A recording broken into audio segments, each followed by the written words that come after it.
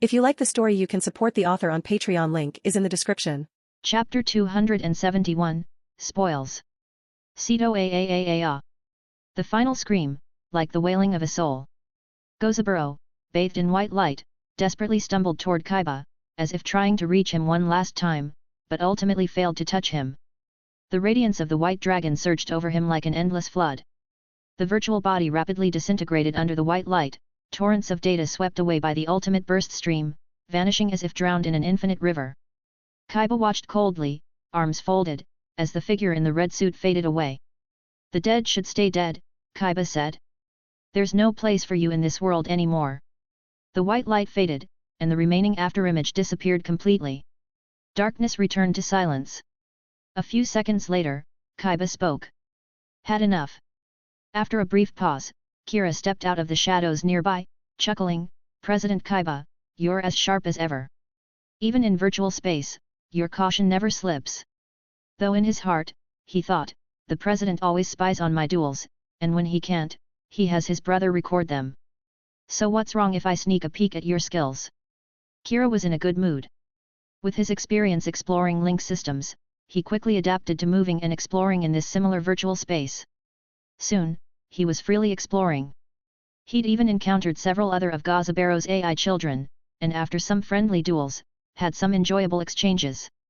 As Delta had said, he really was the strongest of Gozaburo's AI kids. Even Alpha, whom Kira first dueled, was already among the top in this batch.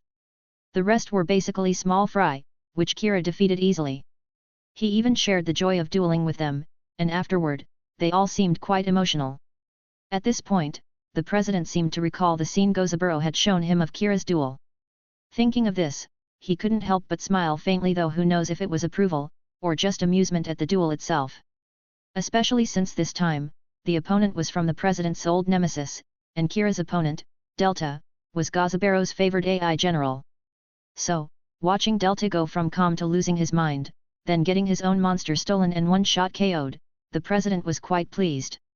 When dealing with enemies, you must show no mercy, crushing them both mentally and physically. This is the path of the king.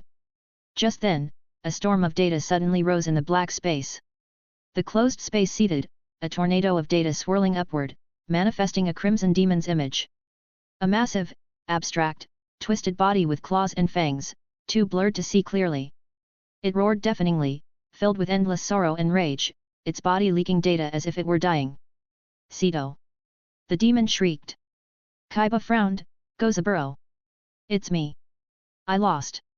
But I'm not going alone. The data vortex gathered toward his body, and the demon's shell instantly swelled tenfold. Its sharp claw crashed down with a shriek. You're coming with me. Kaiba leaped back, nimbly dodging the blow.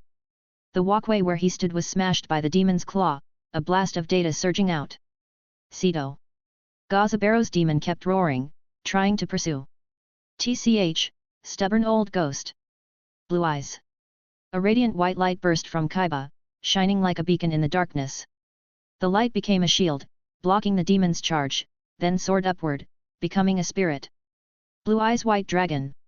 Ultimate Burst Stream. Kaiba commanded, die again, Gozaburo. A piercing dragon's roar, and white light shot from the dragon's mouth. The entire virtual world seemed pierced by the beam, endless darkness driven back, the destructive shockwave sweeping everything away. Indeed, a spirit's power works even in virtual space, especially a god-tier spirit like Blue Eyes White Dragon, which could clash with the Egyptian gods 3,000 years ago. Gozaburo's digital ghost stood no chance before such divine might. The fearsome crimson demon's outline was mercilessly destroyed. It let out a final roar but was swallowed by the dragon's cry. Its form finally broke apart in the white light, dissolving into data and disappearing completely. It was over. A minute later, data streams rolled past them. The darkness faded as if truly dispelled by the dragon's attack. Everything created from virtual data, the space they stood in, vanished. All virtual scenes disappeared. When the system shut down, the smell of electronics and cooling systems greeted them. The scene changed. Neatly arranged metal racks lined the walls like silver fortresses guarding server clusters. Each rack was filled with variously sized, blinking servers. The air hummed with the low thrum of machines. They were back in reality. Kaiba had once again defeated Gozaburo's digital ghost, and Kaiba Corp soon took over all the company's data. From the servers, they also found proof that all hacking against Kaiba Corp and Industrial Illusions had been orchestrated by Gozaburo and his AI. But now, it was over. Not only was their research and data seized, but all the cards stored in the building as well. This time, Gozaburo finally realized that warships and weapons were outdated in this world card games reign supreme. So, to challenge Kaiba, he'd collected and developed many new cards. Now, of course, all of that was claimed by Kaiba Corp. Kira also got what he wanted. First, the God card Future Fusion, a long banned card notorious for graveyard dumping. With more fusion monsters and looser material requirements, this card's value in modern Yu-Gi-Oh! Only rises each year. If not nerfed, it would probably never be unbanned. There were other great finds, too. Once they entered Kaiba Corp's inventory, Kira got permission to pick freely, and he didn't hold back, selecting many that interested him. To his surprise, the Buster Blader deck Gozaburo used, which was designed to destroy dragon decks, was thrown into the inventory as well. Of course, he had no reason not to pick it, it's practically the ultimate anti-dragon weapon. What surprised him was that the president didn't seem to care. But Kira could guess why. He just didn't care. Whether targeted or not, what kind of deck, what kind of strategy, it doesn't matter. As long as it's a challenge, he'll accept any duel, without fear. That's the path of Seto Kaiba. Chapter 272, The Path of the King, Bonus. Thanks to the president's generosity, getting the legendary Buster Blader deck was a complete surprise. But after looking at the current cards, Kira soon realized the deck wasn't complete. Buster Blader was also one of Yugi Muto's trump cards back in the day, especially during Battle City, when he first faced the Egyptian gods and beat Slifer the Sky Dragon. His main card then was the original Buster Blader, and in the semifinals against Kaiba, it was the Buster Blader and Dark Magician fusion that sealed victory. Of course, the meta back then wasn't as strict. For example, when facing Slifer Yugi, because you have Slifer on the field, Buster Blader's ATK increases by 500. Merrick, wait, Slifer is a divine beast, not a dragon. Buster Blader can't gain ATK. Yugi, what's Slifer's name? Merrick, Slifer the Sky Dragon? Yugi, so you admit Slifer's a dragon? Buster Blader's ATK goes up. Merrick. So, back then, Buster Blader bizarrely gained ATK from Slifer, even though it technically shouldn't have. But those details aren't important. If the Pharaoh says you're a dragon, are you going to argue? Bluffing like that is a long tradition in Yu-Gi-Oh! Not just in the anime, even in real life. Newer players may not know, but in early Yu-Gi-Oh! World Championships, there was also room for bluffing. In those days, if both players agreed, judges would often ignore incorrect rulings or bluffs. There were even cases where a player, with enough silver tongue, convinced their opponent that a non-existent OTK combo worked, and if both agreed, the match result stood. So when the Pharaoh won duels by talking his way into things, it was actually somewhat justified.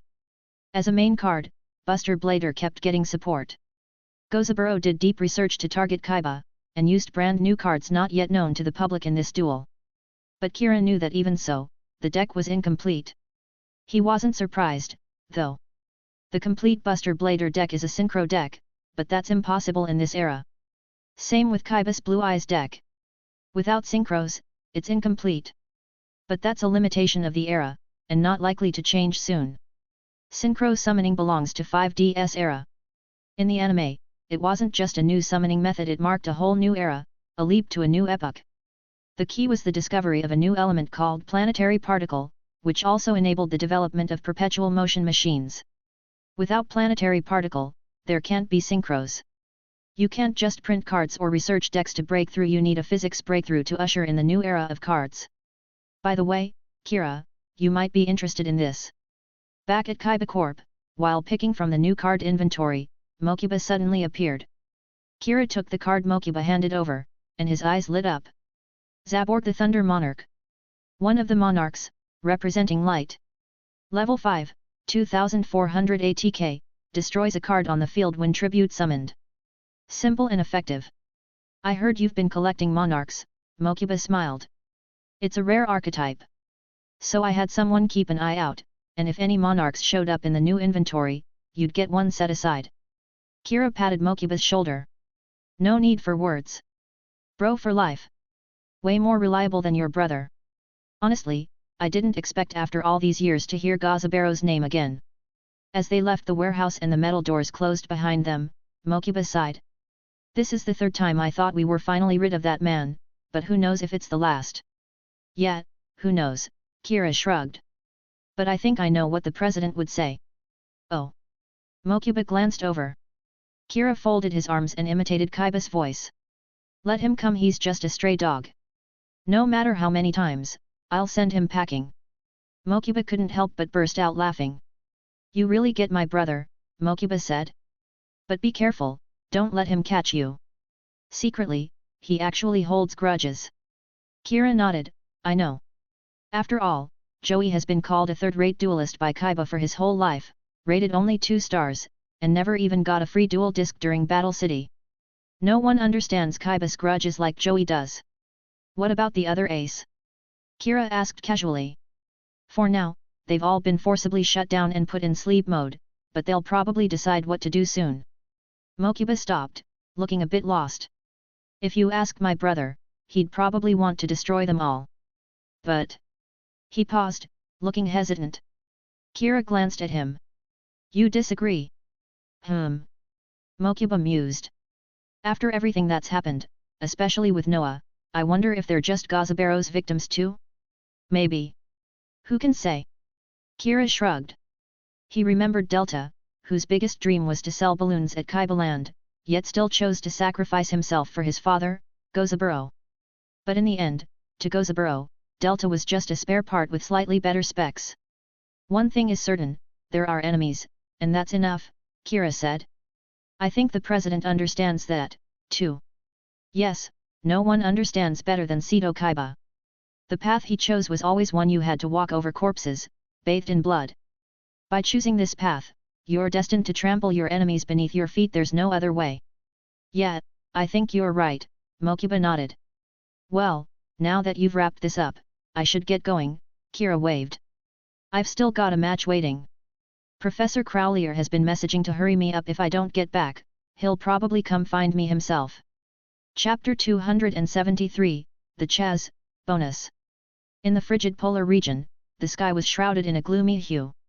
Thick storm clouds hovered above the massive academy building, churning like colossal waves rolling in an endless abyss.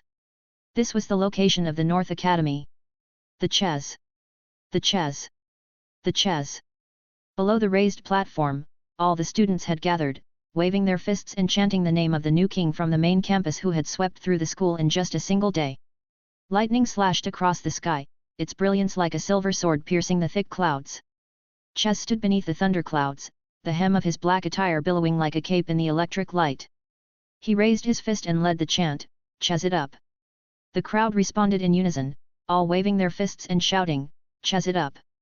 The Chaz. Well, it seemed no one felt embarrassed about this at all. Very good.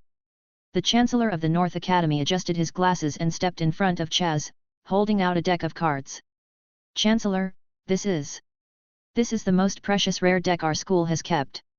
In your hands, it should be able to display its full power. The Chancellor handed the deck over. Take this deck, and fight with all your strength, new king. Or perhaps I should call you the Chaz. Even the principal seemed to intentionally raise his voice at the end, causing another wave of cheers from the crowd.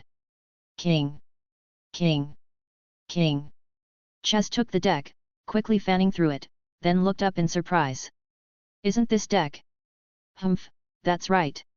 Chancellor Foster pushed up his glasses again, the reflection hiding his eyes and making him look somewhat sinister. What I mean is, do whatever it takes for this victory. Listen up, Chaz, we've lost several years in a row in the annual friendly duel with the main campus. But this time, no matter what happens, I must win even if it's for Ms. Dorothea, for the honor of our school.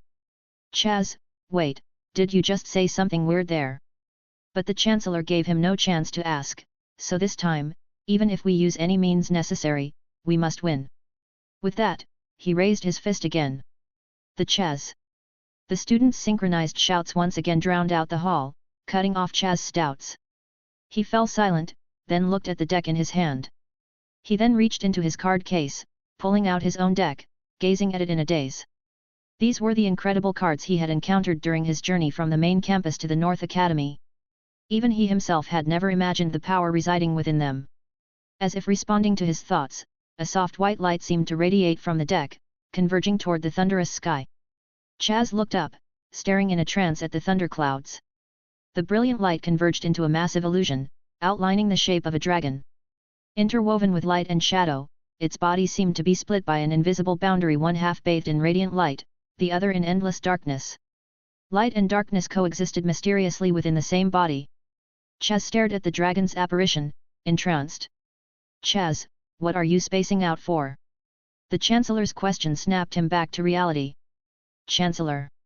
Chaz regained his senses and asked strangely, Chancellor, can't you all see this?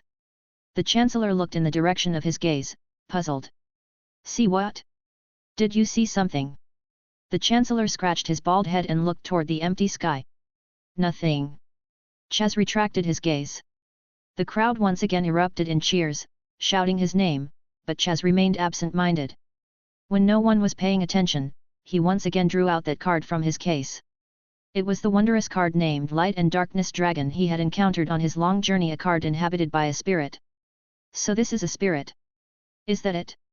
Will you also lend me your power, give me the strength to defeat that guy and reclaim my place at the top? He muttered to himself. But just then, another semi-transparent apparition floated out. A ridiculously cute yellow figure, a miniature version like a keychain, wearing an exaggerated pair of red underpants, bounced onto Chaz's shoulder. Boss, I'm a spirit too. Won't you look at me? The mischievous yellow spirit covered its blushing face, wiggling its red underpanted butt. A vein bulged on Chaz's forehead. Get lost. A day later, the massive submarine fortress surfaced at the shore of the Academy's main campus island. Chancellor Shepard personally led a large group of students from the Student Council to greet the arriving party. Chancellor Shepard. Chancellor Foster. The two chancellors, both bald, greeted each other warmly, the atmosphere seemingly harmonious. At least, on the surface. Shepard, you are looking well. Foster, you too, haha, getting younger every year. Once again, I'll be counting on your guidance, Chancellor Foster. Oh, not at all, I should be the one saying that. After the perfunctory pleasantries, Chancellor Foster adjusted his glasses, his gaze suddenly becoming sharp. By the way, how's Ms. Dorothy been lately? Chancellor Shepard's smile instantly faded, his eyes narrowing in vigilance. Humph, of course. Ms. Dorothy is an indispensable figure in this year's tournament. Some new students couldn't help but be puzzled. Ms. Dorothy? That chubby lady from the school store? But everyone in the academy knew, though she was kind and a good cook, she knew nothing about dueling. What did she have to do with the tournament? But Kira knew. To the chancellors, Ms. Dorothy was the true core of the match. The reason both chancellors insisted no matter what, we must win was because the reward for the winner was a kiss from Ms. Dorothy. So Kira figured Ms. Dorothy must have been a real beauty in her youth, and probably had a dramatic story with both Chancellor Shepard and Chancellor Foster. What happened back then was anyone's guess, but the outcome was clear. Ms. Dorothy stayed at the main campus with Shepard, and there was even a secret passage from the school store directly to the Chancellor's desk. Meanwhile, poor Chancellor Foster was exiled to the barren north. Who won back then was unclear, but who claimed the high ground was obvious. Kira. Before he even appeared, Chaz's voice was heard from afar. He approached with a cold face. Chaz. Kira nodded with a smile. Haven't seen you for a while, you look a bit more world-weary. Another vein popped on Chaz's forehead. Who do you think caused that? He was about to snap but was interrupted by a deafening roar. A sudden gust swept the shore, forcing everyone to squint. The roar shook the air, forming a transparent whirlwind. Everyone squinted toward the sky as a black steel giant bird slowly descended, reflecting the sunlight. It was a helicopter. On the cabin's underside, a large Princeton character was written. Princeton Group's helicopter. Chaz was shocked. Big Brothers. Chapter 274, Friendly Showdown. What are you two up to? Before the duel, in the lounge, Chaz frowned at his two long-absent older brothers. Our Princeton Group worked with the TV station. This year's Duel Academy Showdown will be broadcast nationwide, said eldest brother Slade Princeton. National broadcast. Chaz's heart skipped a beat. To duel Kira, in front of the whole country? He immediately felt nervous. That's right, this broadcast is part of our brother's plan, Slade went on. To establish the Princeton Empire in the world. The two of us will reach the top of politics and business, and you, Chaz, must stand at the summit of dual monsters. The three of us, working together, will build a super empire rivaling even the Kaiba Corporation. You haven't forgotten, have you? Chaz. We also heard from Professor Crowlier that you were expelled from here 3 months ago. Chaz, that was. No need to explain, second brother Jagger Princeton stood up. You've always been the weakest among us. Think about how much we've invested in you, and how little you've given back. This broadcast cannot accept failure. You must win, and win beautifully, before the eyes of the entire nation. Do you understand? Chaz fell silent briefly. Yes. The Academy's duel arena was instantly packed. The stands looked like a surging sea, the crowd buzzing. TV cameras shuttled between the audience and the arena, capturing everything for viewers nationwide.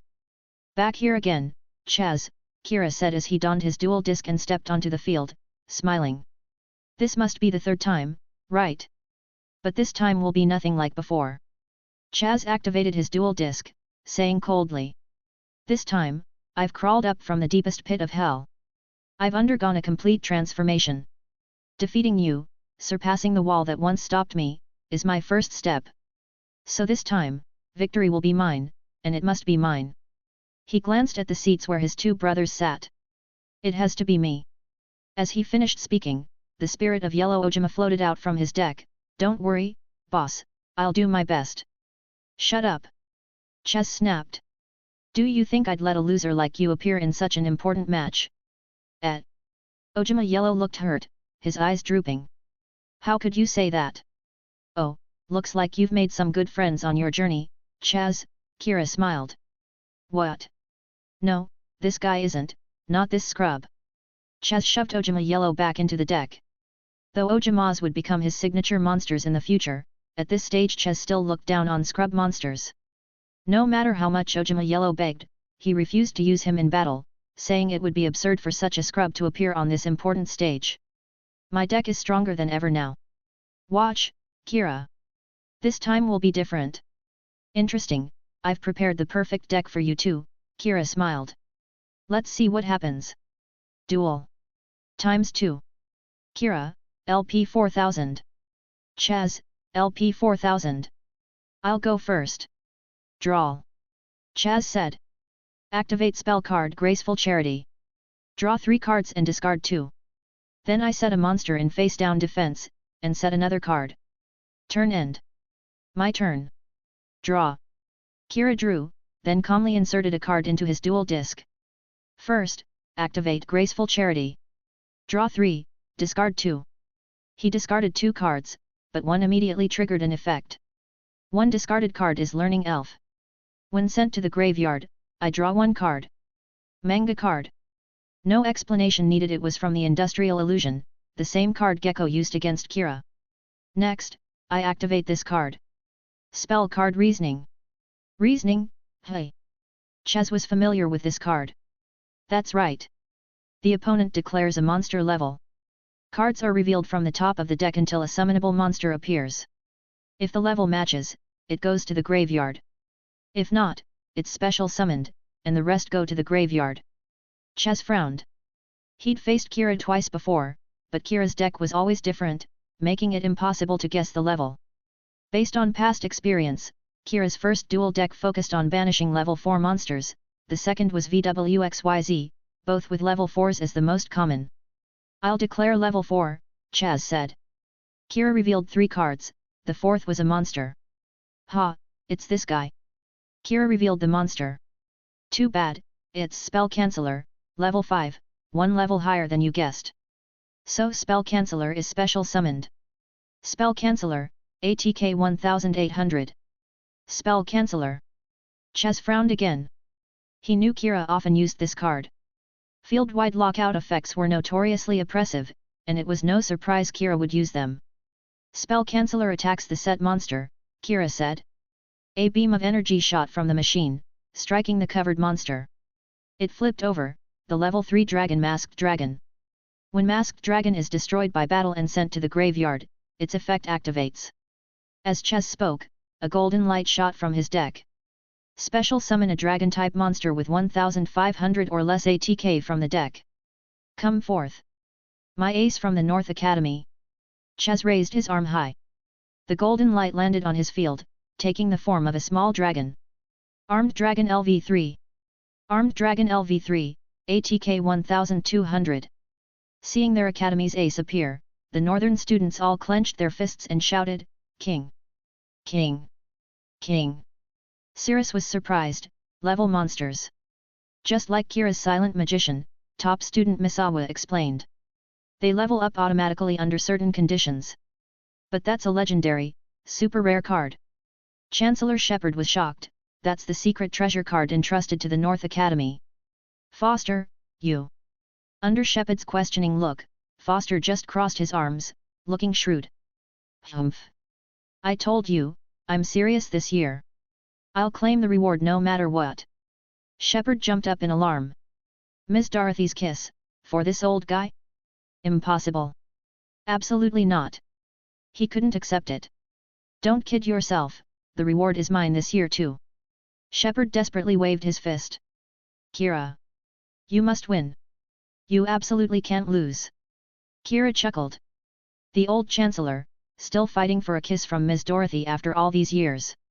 Then, I'll also set a monster face down. Kira placed 2 cards on the field, one front and one back. And set another card. Turn end. Chapter 275, is tearing up cards okay? My turn, draw. Kira drew, then spoke in a deep voice. Watch closely, Kira. This is the secret power I obtained at the North Academy. Armed Dragon LV3, activate effect. During my standby phase, I can send it to the graveyard to special summon its evolved form. LV up. Return to the field in a stronger form. Armed Dragon LV5, summoned. The small dragon disappeared in a whirlwind and quickly transformed into a new, spikier, fiercer dragon, eyeing the opponent's field menacingly. Armed Dragon LV5, ATK 2400. Go. Armed Dragon LV5. Ches shouted. Attack Spell Canceller. The dragon lunged, slashing with its claws, tearing Spell Canceller in half. Kira, LP 3400. I'll set a card to the back row. Then, at turn end, Armed Dragon LV5's effect activates. Ches raised his arm. After destroying a monster in battle, send this card to the graveyard at end phase to special summon Armed Dragon LV7 from hand or deck. The crowd gasped, evolve again. That's right, Armed Dragon never stops evolving. Ches declared. Evolve again and bring me victory. LV up. Armed Dragon LV7, summon. A white whirlwind, the dragon in the storm grew even larger and more imposing, looking down upon Kira. Whoa, that's Chaz's new monster. Jaden watched excitedly from the stands. Ah, if I'd won the representative match, I could be dueling that monster right now. Foster's smile grew even wider, haha, I knew I picked the right person. Chaz mastered our secret treasure card in such a short time. I can already see Ms. Dorothy waving at me. Shepard's face turned green, don't get cocky yet. Chaz's brothers also looked pleased. He's actually doing a pretty good job, Slade laughed. Jagger scoffed, if he goes overboard and crushes the opponent too quickly, I'll be annoyed. Hey! Slade looked at his brother. Slade grinned, if he crushes the opponent too fast, the TV slot we booked will be empty, right? Oh, true. The brothers exchanged glances, then burst out laughing. Impressive, called out LV7 in an instant. Kira smiled. You sure know how to pressure people. My turn, draw. Activate Pot of Greed, draw 2. Kira drew, then smiled slyly at his new cards. For some reason, Ches felt a chill seeing that smile, a sense of impending doom. If it's you, then this guy's power is just right. Kira banished a trap card from his graveyard. I activate the trap Ojama duo banished by reasoning last turn. Remove it from play to special summon 2 different Ojama monsters from my deck. He pulled out 2 cards. Special summon Ojama Yellow and Ojama Green. Ojama Yellow, Def 1000. Ojama Green, Def 1000. What? Chaz's eyelid twitched. Those loser cards. Immediately, Ojama Yellow's spirit appeared, boss. See, others use me in duels. Why can't I go on the field? Shut up. Ches angrily shoved the spirit back, glaring at Kira's Ojamas. You're using these losers against me. Are they really losers? Kira smiled. Of course, Chaz said that, but in his heart, he didn't dare underestimate Kira's plays. He knew Kira's decks always had something up their sleeve. He couldn't be careless. Kira had anticipated Chaz would use armed dragons and lean into dragons, so he'd considered using Buster Bladers but decided not to. Ojamas were much more fun against Chaz. And the set monster I played last turn was Ojama Black. Ojama Black, Def 1000. I play polymerization from my hand. Kira said. Fuse Ojama Yellow, Ojama Black, and Ojama Green. The unity of brothers transform into the mightiest Ojama. Level 6, Ojama King, summoned. The three colors fused together in a brilliant light. The huge white head, goofy green cape, and red underpants, Ojama King struck a silly pose and landed with a thud. Ojama King, ATK 0. Ojama Yellow's spirit appeared again, boss. It's Ojama King. Brothers united are unbeatable, I think you can't win. Get lost. Ojama Yellow vanished again. Damn it, so noisy, I can't even concentrate. Chaz forced himself to focus. Ojama King in attack position ATK 0. Kira, activate the field spell Ojama Country. The scenery changed to a cartoonish landscape covering the whole arena. Ojama Yellow's spirit popped up, teary-eyed, Ojama Country. That's where I grew up. Boss, see, there's the tree by my house. And that hill I loved sliding down it as a kid. Shut up already. Chaz grew more agitated. Whose side are you on? He suddenly suspected Ojama Yellow was a spy Kira had planted. Otherwise, why did he have to endure both his opponent's pressure and his own spirit's torment? Kira, Ojama Country's effect: if there's an Ojama on the field, all monsters swap their original ATK and def. Ojama King, ATK 03000. Armed Dragon LV7, ATK 2800 1000. Chaz's face darkened. His high ATK dragon now had only 1000 points. Ojama King, attack Armed Dragon LV7. Kira ordered. Ojama King let out a goofy yell, struck a muscle pose, and charged with a Superman punch, flattening Armed Dragon LV7. I activate the trap defense draw, Chaz said sullenly. The battle damage becomes 0, and I draw a card. A transparent barrier blocked the blow. He'd blocked the damage, but Chaz still looked glum. His invincible dragon had lost to the Ojamas famous as loser monsters. He never underestimated Kira's decks, but he knew most people, especially casual viewers, would just see. The rich kid from the Princeton group got stomped by an Ojama deck. His brothers had pressured him not to lose. If he not only lost but lost to a loser deck, they might go crazy. The more Chaz thought about it, the worse he felt. And just as he was stressing out, Ojama Yellow's spirit appeared again. Ha! See, boss, the power of brotherhood is stronger. Your dragon was nothing. Chaz. He was starting to think. Should I just tear up this stupid Ojama card? Chapter 276, Kira's so scary. Armed Dragon LV7, destroyed. With that, my battle phase is over. But my turn isn't finished yet. Kira gave a slight smile and played another card from his hand. Next, I activate this card. Spell card, Metamorphosis. Chaz held his breath. That card is. By tributing a monster on my field, I can special summon a fusion monster with the same level, Kira explained. I tribute my level 6 Ojama King to special summon a level 6 fusion monster.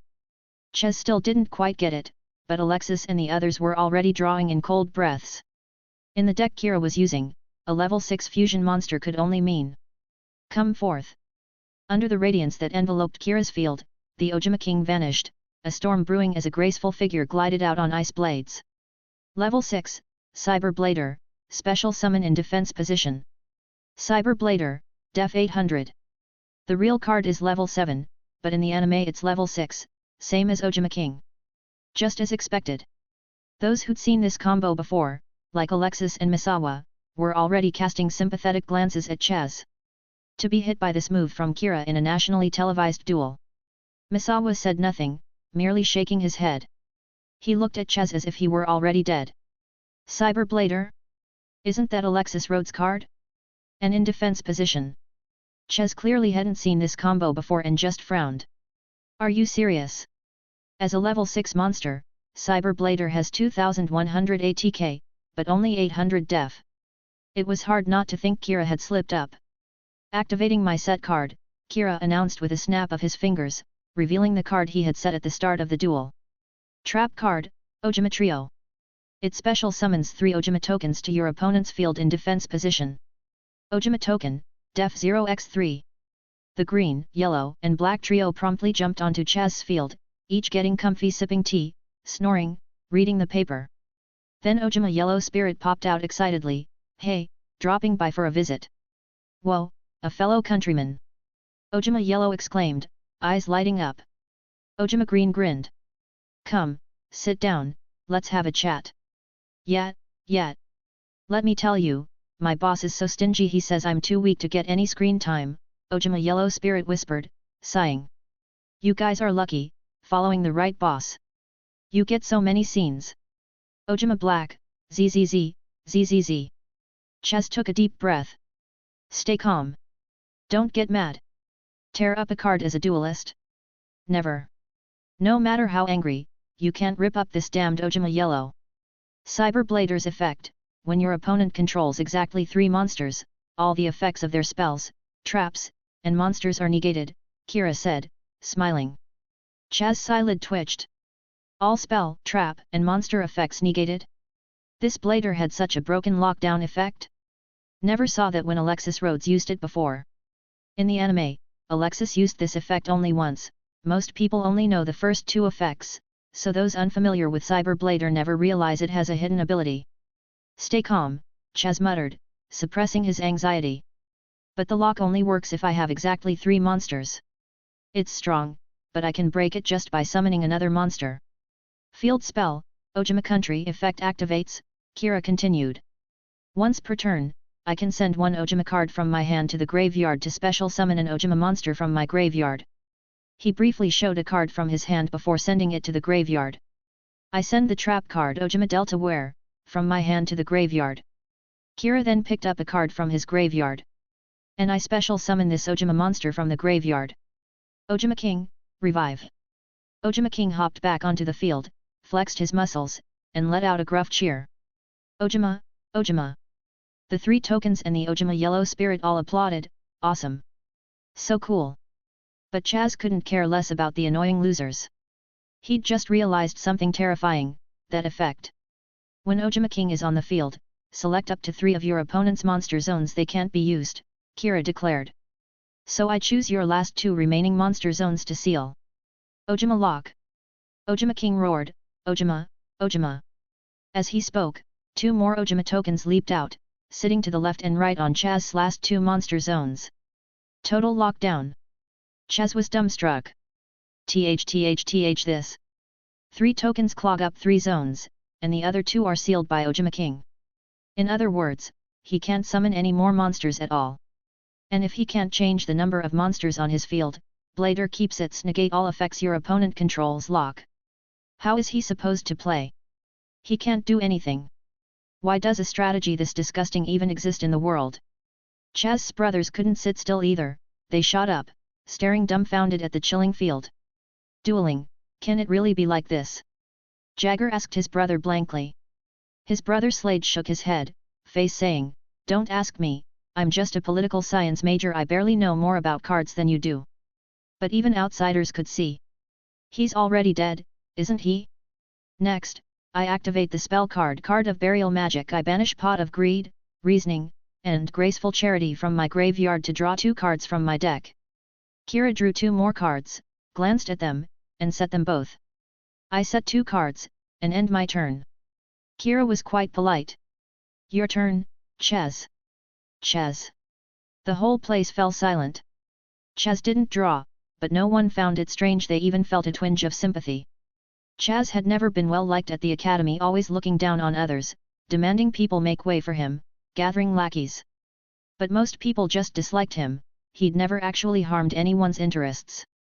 Now, looking at him, he seemed not so bad, maybe he didn't deserve this. Actually, Ches still has a chance, model student Misawa analyzed.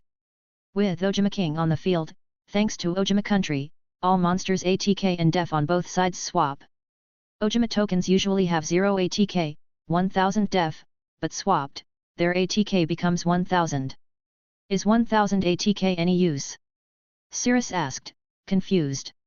Normally, not really. But look, Ojama King's ATK is 0, def is 3000, so swapped.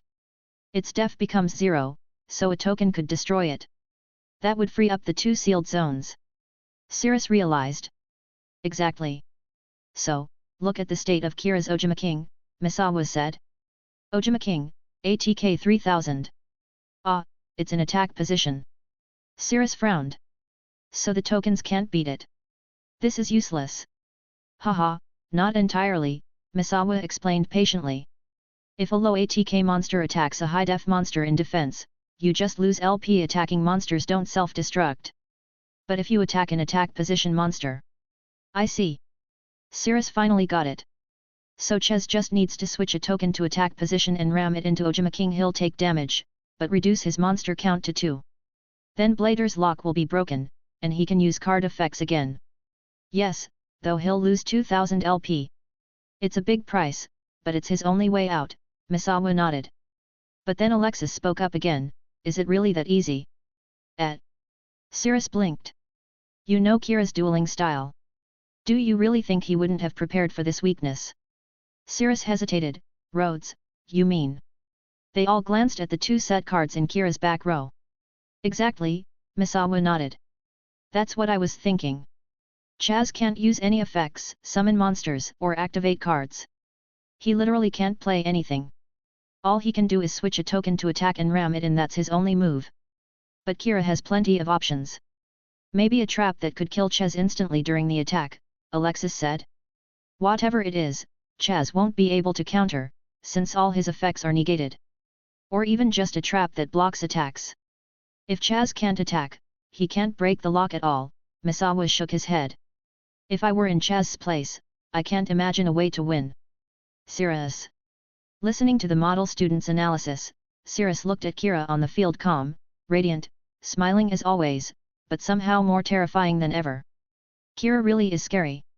Chapter 277, Break the Lock. Is this the end? Chaz stared at the impenetrable wall before him, momentarily dazed. That feeling of helplessness he'd had before, when facing Kira, the sense that nothing he did mattered, that all efforts were futile, returned. He'd gone through so much, he'd gotten so much stronger. He'd crawled out of hell and vowed never to fall again. But in the end, the gap between them hadn't narrowed at all. Chaz had figured out Misawa's analysis, too. His only move was to sacrifice his LP and command a token to suicide attack. But he was sure Kira had prepared for that. Even without trying, he sensed it would almost certainly fail. He was powerless. Almost subconsciously, he glanced back at the audience. And met his 2 brothers' furious glares. Without a word, he could almost hear their voices. What the hell are you doing, Chaz? Forget it, forget it. You were always the black sheep anyway. My fault for expecting more. Maybe you really are destined to be with the bottom-feeder losers. No. This isn't right. Why should he be the black sheep? Chaz clenched his fist. No, it's not over yet. This one duel he absolutely can't lose. My turn. Chaz raised his head, and a challenger's fighting spirit blazed in his eyes as he looked again at the unbeatable lock before him. This time, he'd stake everything on his draw. Draw. His pupils shrank as he held the drawn card high. Spell card. Many guts. Oh. Kira narrowed his eyes, smiling. Things were getting interesting. Ches shouted, many guts. By tributing one of my monsters, I select one of your monsters and reduce its ATK to 0 until the end of the turn. Amazing. Misawa jumped up. He actually had this move. Even I didn't think of it. But with Blader on the field, all card effects are negated, Cirrus said, still confused. Wouldn't the spell be negated? Blader can negate any effect, Alexis explained. But only the effect, not the cost. Tributing a monster is a cost, not an effect. Activation costs can't be negated. Right. By tributing one of the 3 tokens as a cost, the number of monsters drops to 2 and Blader's lock is broken, Misawa said. So, when Mini Guts resolves, Ches only has 2 monsters. Meaning, Blader's negate all effects is no longer active. He looked at Ches with admiration. The Chaz who fought his way back from North Academy really is a new person. To find hope in a near impossible situation he's surpassed his old self.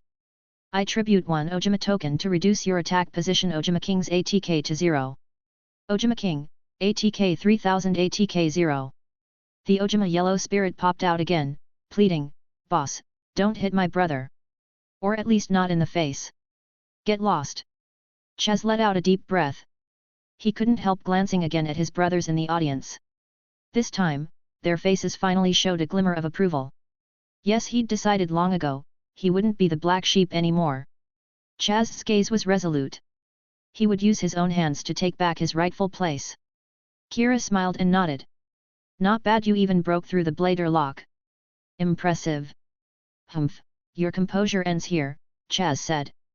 "With only 2 monsters on my field, the lock is broken. I activate trade-in. I discard a level 8 monster to draw 2 cards." He sent a card to the graveyard and drew 2 more. Next, Graceful Charity. Draw 3, discard 2. Now free from the lock, Chaz's deck cycling accelerated at full speed. Of course, he knew the crisis wasn't over. If he summoned another monster, his field would again have 3, and Blader would lock him out once more. But this card will shatter your sinister formation. Chaz raised another card high. Spell card, Dark Hole. Destroy all monsters on both sides of the field.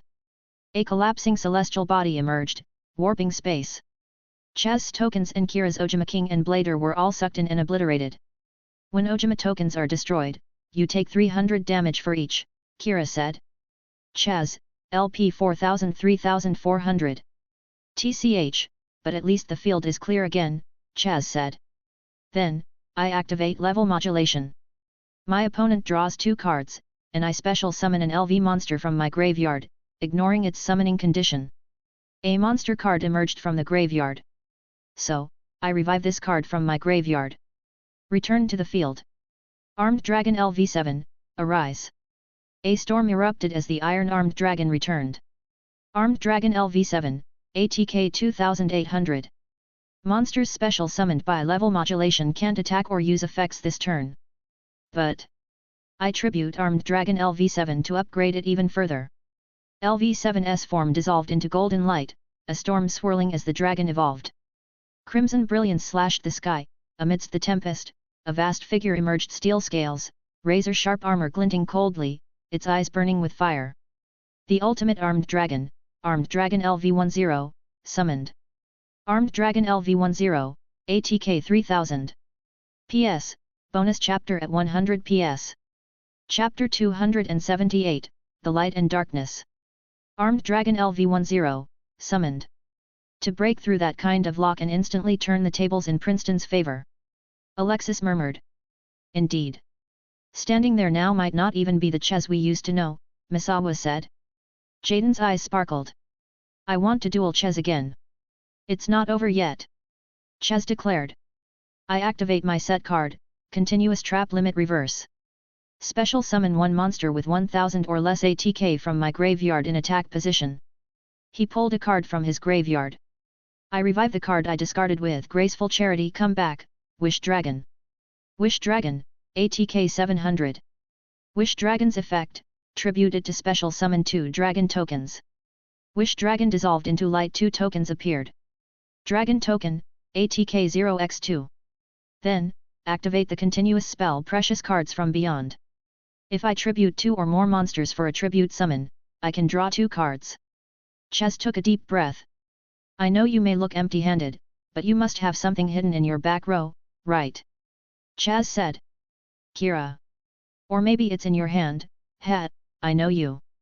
No matter how far I push or how close I get, you're always that calm, composed guy, always with a plan.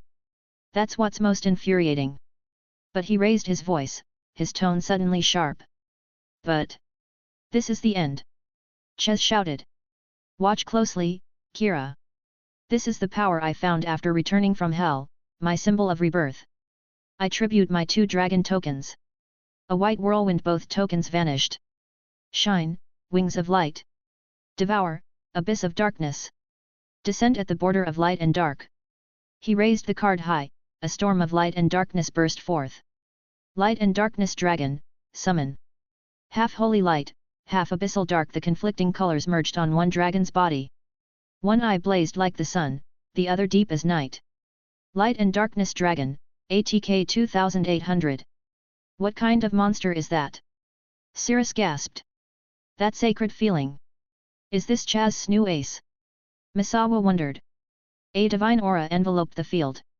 Even those without spirit sensing ability could feel this monster was extraordinary. Kuri, Kuri. Jaden's winged Kuruba floated out. A spirit, hey. Jaden's eyes lit up. Chaz met such a powerful spirit. Precious cards from Beyond's effect. When I tribute 2 or more monsters for a tribute summon, I draw 2 cards. Chaz drew. Light and Darkness Dragon has the ability, whenever its ATK or def drops by 500, negate the activation of a monster, spell, or trap effect. This is mandatory and can't be chosen. However, it only negates effects when they're activated. It can't negate continuous spell effects already on the field. That's why Chaz could draw thanks to precious cards from Beyond. Kira smiled. Though you only recently met it, looks like you can handle Light and Darkness Dragon's power quite well. Chaz's heart skipped. That tone, does he know about Light and Darkness Dragon's effect? But he quickly shook off the doubt. Whatever. Even if he knows, it doesn't matter. This duel he's already won. Attack! Chaz roared. Light and Darkness Dragon, Armed Dragon LV10 direct attack. A combined firepower of 5800. Chaz held his breath. This would decide the match. Sorry, Chaz, but I don't plan on leaving just yet. Kira smiled gently, waving his hand. Upon your attack declaration, I activate my set card. Trap card, no entry. Kira called. All attack position monsters on the field are switched to defense position. Knew it, Chaz squinted. If he hadn't top-decked mini guts and used a token to attack, this trap would have stopped him. But now. Muta! Chaz shouted. Light and Darkness Dragon's effect. Each time a monster, spell, or trap's effect activates, this card's ATK/def each drop by 500, but the effect is negated. Light and Darkness Dragon, ATK 2800 ATK 2300. The audience was shocked. What a terrifying ability. From the description, it's clear there's no once per turn limit. Even its controller can't stop it, it negates everything indiscriminately, including effects you yourself activate. As long as its ATK or def remain above 500, the effect can activate as many times as needed. Doesn't that mean Kira's finished? Cirrus panicked. No matter how many set traps or hand and graveyard tricks Kira had, all would be negated by Light and Darkness Dragon. If both dragons' attacks went through, Chaz would win. I've won. Chaz's eyes widened. He'd waited so long for this moment. He'd sacrificed so much, and climbed this mountain it was almost unreal. But now, finally, the moment had come. Sorry, Chaz, but like I said I'm not planning to leave just yet. Kira raised a hand. To honor a monster of Light and Darkness Dragon's caliber, I'll respond with the most sacred power I have. I activate my trap. Mirror Force. The legendary trap card, from Duel King Yugi Muto to every generation since Mirror Force. Chapter 279, The Ojama Shadow, Bonus. Mirror Force, activate. A holy blue radiance condensed in front of Kira, forming a translucent shield that blocked the Light and Darkness Dragon's breath. What? Chaz frowned. It's useless. I already told you, no number of traps matter in front of the Light and Darkness Dragon. Light and Darkness Dragon's effect activated again, lowering its ATK by 500 to negate Mirror Force. Hey! Chaz watched as the Light and Darkness Dragon ignored his command and continued to breathe at the reflective shield, his heart skipping a beat. Why? Why didn't the effect activate? I take back what I said earlier. Looks like you haven't fully understood your new friend's power after all, Chaz, Kira smiled. It sounds unbeatable, any effect activation is negated, but in actual duels, you'll quickly see it's not as great as it seems. Because the Light and Darkness Dragon actually has a hidden restriction. This effect can only be activated once per chain. This rule is clearly written on the card in later editions, but the old version didn't say so. Konami only clarified it in their rulings, it can only be activated once per chain. So, at the moment of the attack declaration, Kira first activated no entry. To switch the opponent to defense position, the Light and Darkness Dragon's effect was forced to activate and negated it, but Kira immediately chained Mirror Force. Since both were activated in the same chain at the attack declaration, the Light and Darkness Dragon's negation had already been used up on no entry, so it couldn't negate Mirror Force's activation. Well, the Light and Darkness Dragon does have weaknesses. Remember this after today. No need for a thanks, Kira smiled. Mirror Force's effect resolves. Destroy all attack position monsters on your opponent's field. He waved his hand over Chaz's field. Therefore, Armed Dragon LV-10 and Light and Darkness Dragon are destroyed. The Light and Darkness Dragon defeated. Ugh! Chaz's face grew ugly.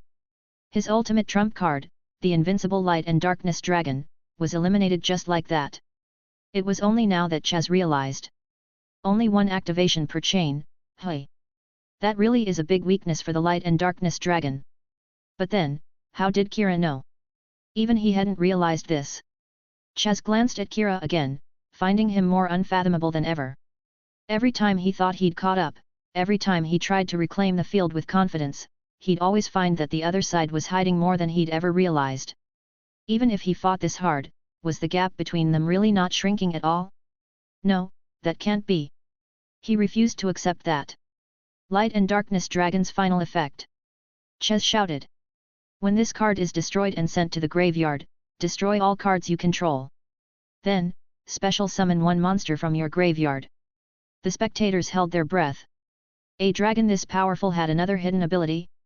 Chaz drew a card from his graveyard. Revived from the graveyard once again. Armed Dragon LV-5. Armed Dragon LV-5, ATK 2400. Armed Dragon LV-7 and LV-10 have strict summoning conditions, except for LV-specific effects like level up, they can't be special summoned by other cards. Armed Dragon LV-5, direct attack. The dragon's claws fell, a red whirlwind roaring towards Kira. Then, I discard Kuriba from my hand, said Kira. Battle damage becomes 0. Kurii. Kuriba leaped out, and the armed dragon's claw landed on it, but still couldn't get through. Still not enough. Chaz realized he was out of breath. This was his limit. Fine, then I'll end the battle phase and activate the spell card of Heaven and Earth. In a turn when I performed a tribute summon, I draw 2 cards, but I can't use them this turn, if possible, I must set at least 1. Manga cards. Chaz drew 2, frowned, and then set those 2 plus another from his hand. Set 2 cards, he said, and activate quick play spell Super Rejuvenation. At the end of this turn, for each dragon-type monster I discarded or tribute this turn, I draw 1 card. I discarded 1 for trade-in, 2 for graceful charity, and tribute a wish dragon and 2 dragon tokens. So, 6 cards from my deck. Chaz instantly refilled his hand. As expected from the most powerful dragon draw engine really reminiscent of the old dragon ruler days. My turn, draw. Kira said. First, I activate Card of Adversity. If my opponent controls a special summoned monster and I control none, I draw 2 cards. Manga card. Kira drew. Next, Field Spell Ojama Country. Once per turn, I can send a Ojama card from my hand to the graveyard to special summon a Ojama monster from the graveyard. He sent a card. Discard spell card Ojama Delta Hurricane, revive Ojama King. Ojama King, ATK 0. And since an Ojama monster is on the field, Ojama Country swaps original ATK and def. Ojama King, ATK 3000. Ojama King, attack Armed Dragon LV-5. With a shout, the Ojama King struck a pose, flexed his muscles, and delivered a Superman punch. The armed dragon was shattered in a red explosion. Chaz, LP 3400 LP 2100. Damn it, beaten again by this loser monster. Chaz gritted his teeth, shielding himself. These Ojamas were getting more annoying by the minute. Set 2 cards, end my turn. My turn, draw. Chaz glared at the Ojama King. Ever since he learned his opponent in the exhibition match would be Kira, he'd lost sleep, couldn't eat whenever he closed his eyes, that annoying but gentle smiling face appeared in the darkness. He'd worked so hard and prepared so much, He thought he was at his peak, but what did he face? Ojama brothers, Ojama tokens, Ojama King. The only real monster was Cyber Blader, and even she was just helping the Ojamas. Was his revenge really going to end at the hands of these clowns? Don't make me laugh. Activate the trap card breakthrough skill from my graveyard. Only in my turn can I banish it to negate a monster's effect on the field. I'll negate Ojama King's effect and unlock the monster zone. He drew a card. Then, activate spell card Monster Reincarnation. Discard a card to add a monster from my graveyard to my hand. I return Light and Darkness Dragon to my hand. A sense of foreboding swept the arena. That dragon is coming back? Enchained to Monster Reincarnation. Quick play spell Celestial Transformation, special summon a fairy-type monster from my hand. Its ATK is halved and it's destroyed at the end of the turn. I special summon the Agent of Creation, Venus. The Agent of Creation, Venus, ATK 1600. Of course, Venus's ATK and Def are swapped by Ojama King, and its ATK is halved, but that doesn't matter. Chaz continued. Chained to the effect, I activate Continuous Trap Dragon's Rage. As long as this card is on the field, when my dragon attacks a defense position monster, if its ATK exceeds Def, I inflict piercing damage. Oh. Kira was interested. Looks like you're setting up something big. You'll understand soon, Chaz said. Next, quick play spell Chain Summoning.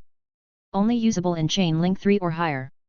This turn I can normal summon up to 3 times. So that's the plan, Kira nodded. First, normal summon Black Brachio's. Its effect changes a monster to face-up defense position when summoned, Chaz said. Black Brachio's Dragon, ATK 1800-1100, ATK/Def swapped, 2x. He pointed at Ojama King. Change Ojama King to defense. Ojama King, ATK 3000 Def 0. Ah, I see. Chumley in the stands realized. With Dragon's Rage, his dragons can pierce through defense. Trying to OTK with piercing. Cirrus realized. Chain Summoning, second normal summon, Chaz announced. I summon a second Wish Dragon and activate its effect tribute it to special summon 2 Dragon tokens. Dragon Token, ATK 0 × 2. Then, Chain Summoning, third normal summon. I tribute both tokens. Light and Darkness converge once more. Light and Darkness Dragon, summon. The Light and Darkness Dragon, Chaz's new ace, appeared amidst the storm. Light and Darkness Dragon, ATK 2800-2400, ATK/Def swapped, 2x. Here I go, Kira. Witness my limit. He roared. Activate Venus's effect. Chaz said. Pay 500 LP to special summon a mystical shine ball from my deck. Chaz, LP 2100 LP 1600. Cirrus blinked. But won't his Light and Darkness Dragon's effect? Chaz began to explain, correct. My Light and Darkness Dragon's effect auto-activates. ATK and Def decrease by 500, Venus's effect is negated. Light and Darkness Dragon, ATK 2400-1900.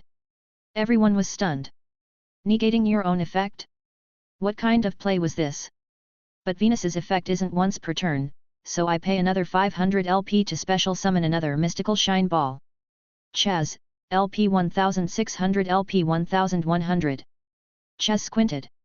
Of course, the effect is negated by the Light and Darkness Dragon again, losing another 500 ATK/Def. Light and Darkness Dragon, ATK 1900-1400. People were even more confused, but Kira seemed to know what Chaz was doing. Because he'd seen Chaz use a similar move in the manga. Continue activating Venus's effect, Chaz said. Each time, I pay 500 LP, and the Light and Darkness Dragon loses 500 ATK/Def. I'll keep going until the Light and Darkness Dragon can't lose another 500. Chaz, LP 100. Light and Darkness Dragon, ATK 400. Deliberately lowering your LP to the lowest. Cirrus murmured. And the Light and Darkness Dragon is so weak now, its effect can't be used. Is this desperation? Chaz paused, looking up at his battered, exhausted Light and Darkness Dragon. Now my Light and Darkness Dragon is just like me not long ago, he muttered. Hit rock bottom, battered and dying, but... He raised his voice. Even if it's hell, I'll crawl back up. Everything that doesn't defeat me only makes me stronger together with this dragon. He lifted his final trap. Watch, Kira. This is the obsession of the defeated. Trap card reverse trap. Until end of turn, all ATK/def decreases become increases. The light and darkness dragon now had just 400 ATK, so its effect couldn't activate to negate this. The effect resolved, and now, the light and darkness dragon's ATK/def increased by all the amounts it had lost. Light and darkness dragon, ATK 400/def 800 ATK 4400/def 4800. Nanny. The whole crowd was shocked.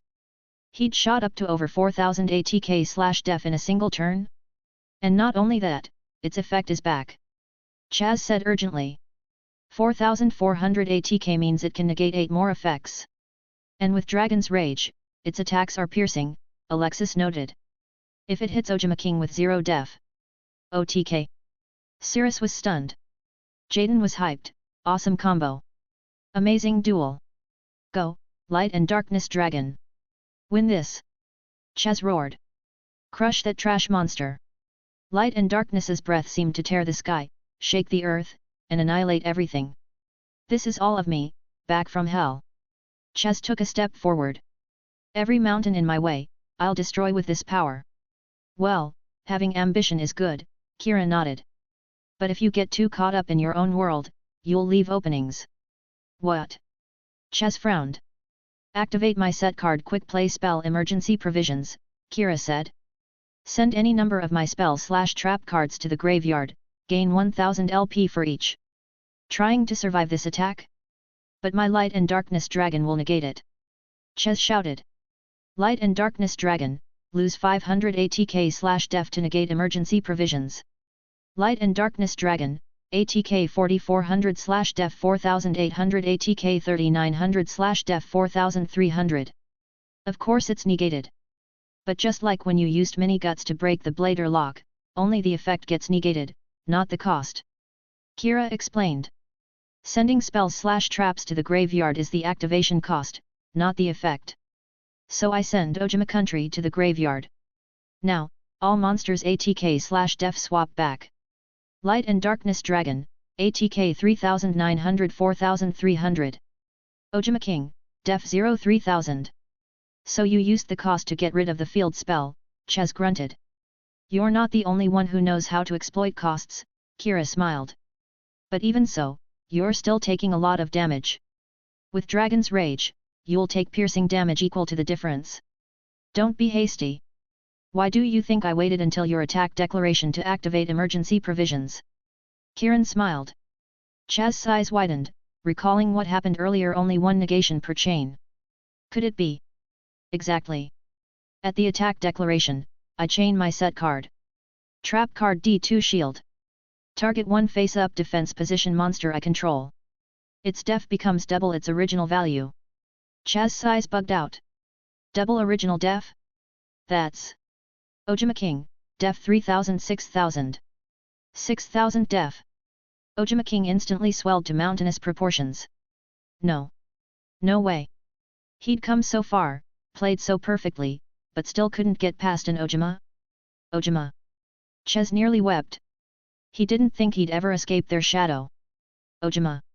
The Ojama King shouted, slapping the Light and Darkness Dragon's holy breath back at it, exploding it on the spot. Chaz, LP 100 LP 0. PS, bonus chapter at 500 PS. Chapter 280, is that really true? Announcement, this book won the monthly poll. I will uploading 2 chapters per day here within this month. This year's Duel Academy exhibition match was far more watched than any before. Mainly because of the Princeton Corporation's involvement, they'd used their resources and money to get the duel broadcast on TV. Their hype campaign had also raised expectations for the match. So, a lot of people were watching live.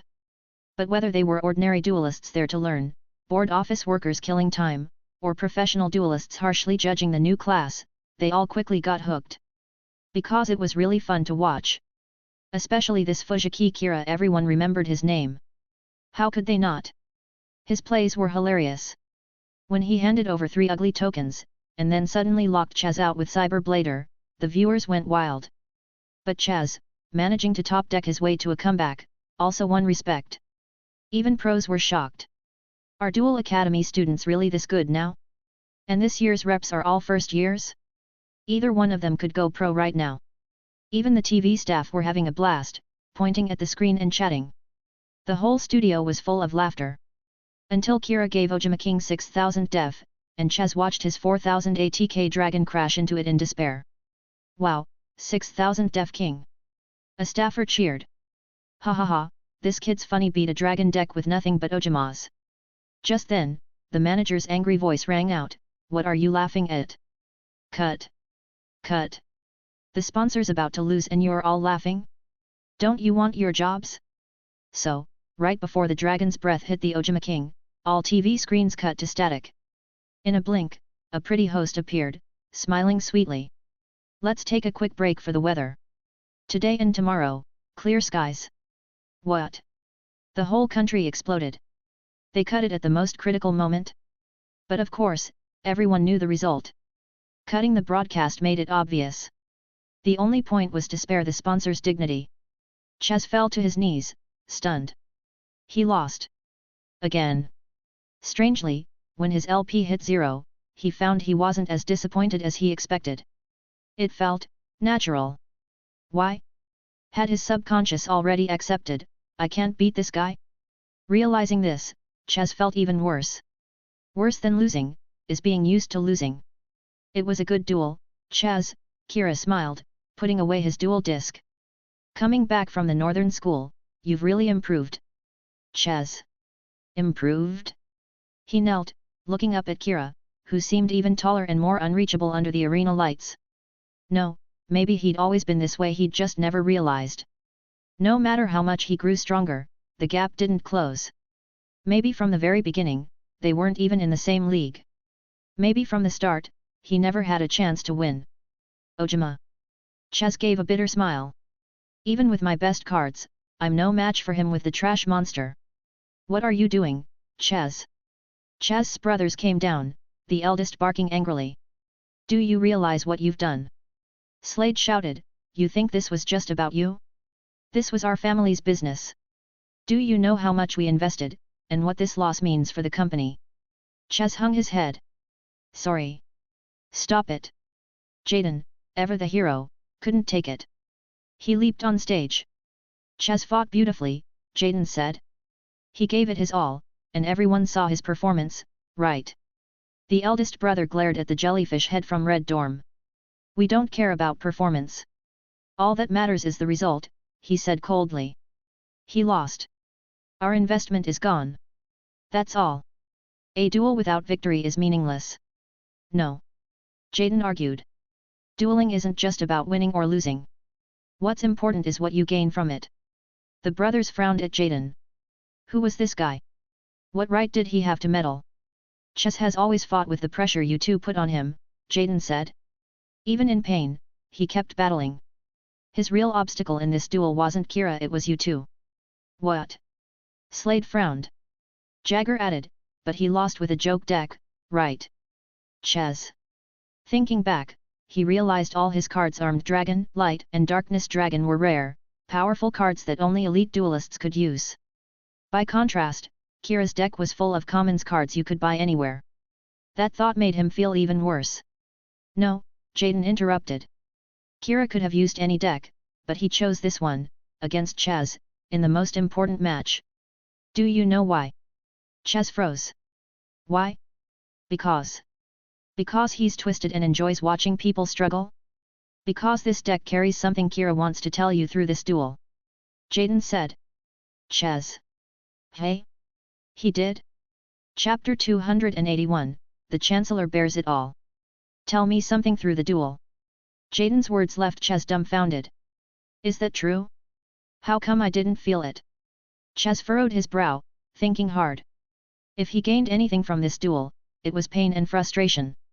No matter what monsters he summoned or how brilliant his plays, the opponent always brushed them aside as if it were nothing.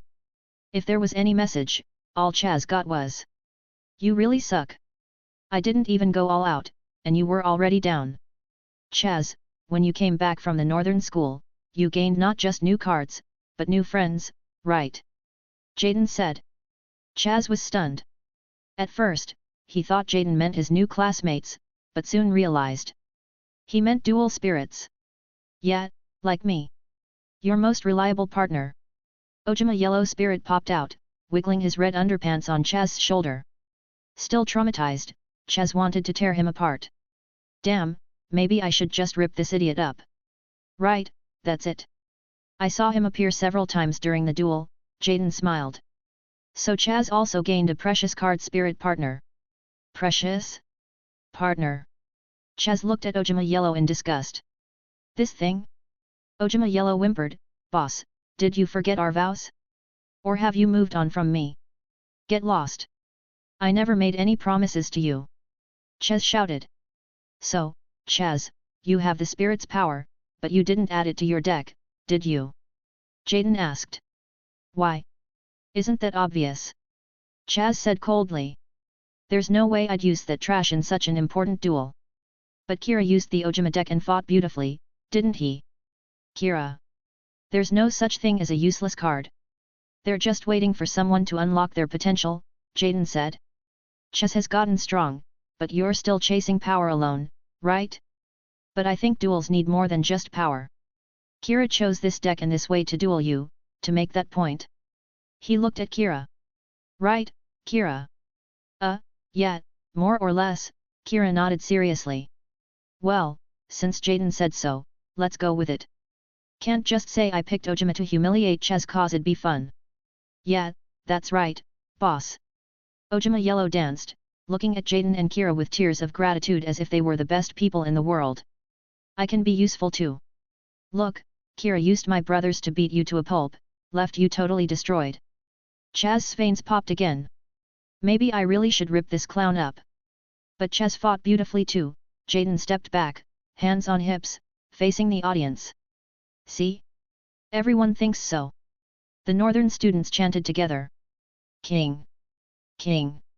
King! Chaz it up! The cheers thundered, shaking the roof. Chaz was stunned. But why? He mumbled. I lost. Because everyone saw your strength and effort, Jaden smiled. Sometimes, the process matters too. Chaz. Don't be ridiculous, Slade said. Losing is losing. Our dream. You want Chaz to conquer the world of dual monsters, expand your influence and build the Princeton Empire, right? Kira interrupted. The brothers looked at him. You're not wrong. Sometimes results matter more than process, Kira said. Jaden looked at him in surprise. Kira. But duels aren't just tools for victory or ladders to fame, Kira said. To you, Chaz is just a tool. Dueling is just a means to gain status and wealth. Because of that attitude and pressure, he can't move forward. Chaz. He looked at Jaden and Kira, his eyes a little different now. Jagger stepped forward, about to speak, but Slade stopped him. He shook his head, and Slade fell silent, giving Chaz a last look. The brothers left. The Princeton group and media soon departed. It was time for the Academy's reward. Now then, it's award time for Duel Academy vs. North Academy. Professor Crowlier took the microphone, standing on the makeshift stage. Let's welcome the Academy's special prize hostess. Everyone was confused. Academy hostess? Is that a thing? Then, the freshmen stared in shock as the heavily made-up, backless dress-wearing Ms. Dorothy appeared. What? The new students felt their eyes take psychic damage. And now, the winning chancellor, please step up. Professor Crowlier gestured. Shepard beamed as he stepped up, and Ms. Dorothy planted a lipstick-red kiss on his face. Shepard grinned ear to ear. Meanwhile, Chancellor Foster of the North Academy finally broke down, burying his face in Chaz's chest and bawling. Chaz. Next year, you must get stronger, even stronger. He sobbed. Next year, we must win. Ms. Dorothy, you have to stay with that bastard Shepard for now, but wait for me OYAA. Seeing his Chancellor cry, Chaz hesitated, then said awkwardly. Chancellor, sorry. I've decided I'll stay at the main campus from now on. Hey. Foster turned to stone. Yeah, that's right, Chaz said. I have unfinished business here. Foster. So not only did he lose Ms. Dorothy's kiss this year, but his ace is defecting too? PS, bonus chapter at 500 PS. Chapter 282, Extracurricular Study, bonus. It's true. At the seats in the school store, Cirrus said excitedly. Last night, I got up groggily just wanting to go to the bathroom, but I accidentally walked to Professor Lyman's door. Why would you end up at Professor Lyman's door if you just wanted to use the bathroom? Chumley retorted. "Why, can you be any more scatterbrained? Shut up, the real point is coming up." Cirrus lowered his voice, glanced around warily as if afraid of being overheard, and then continued mysteriously. "When I got to the door, I saw it wasn't closed. Professor Lyman was sitting at his computer, communicating with someone. He spoke in a hushed tone, I couldn't catch the details, but it sounded like something about ancient tombs, and that it'd be a waste to just bury them. There was also something about things that are still sleeping. You have no idea, it sounded really scary." "What nonsense are you talking about? Did you just dream this up?" Jaden chuckled. "Well, I was a bit groggy," Cirrus scratched his head. Kira was sitting at the same table, eating a golden egg bread from the shop and staying quiet. Jaden, as always, had skillfully drawn a golden egg bread, but he said he was sick of them from eating too many, so he gave it to Kira. Hearing this, Kira was already calculating in his mind. Looks like it's time for the extracurricular study. This matches the plot from the original series. Professor Lyman would arrange an extracurricular activity to search for ruins on the island, but they'd end up triggering a mechanism and enter the spirit world.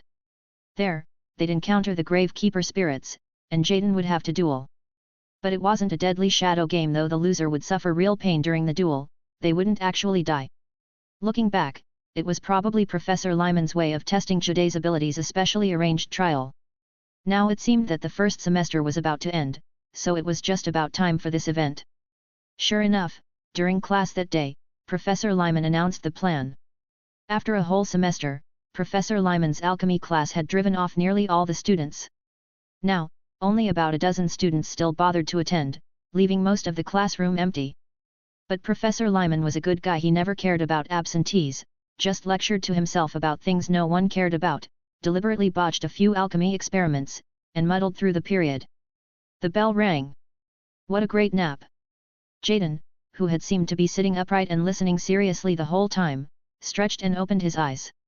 Only then did Cirrus realize that his big bro's eyes had been drawn on his eyelids with a pen. He'd been sleeping the whole time. Cirrus gasped, so Big Bro was sleeping the whole time. Well, that means it's time to eat, Jaden said cheerfully. In his world, aside from card games, there was only eating and sleeping. How could he not be happy? Wait a moment, everyone, please take these with you. Professor Lyman took out a stack of papers. Jaden wilted, is it homework?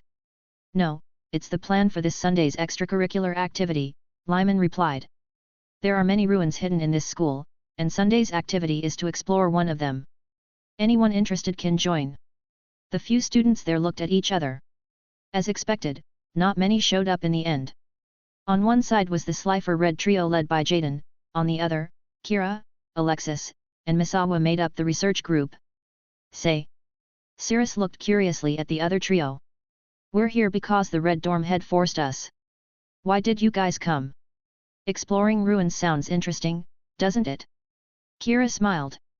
And besides, although the Gravekeeper deck isn't top tier, some of its cards are pretty good in the early game. Some even show up in World Champion decks.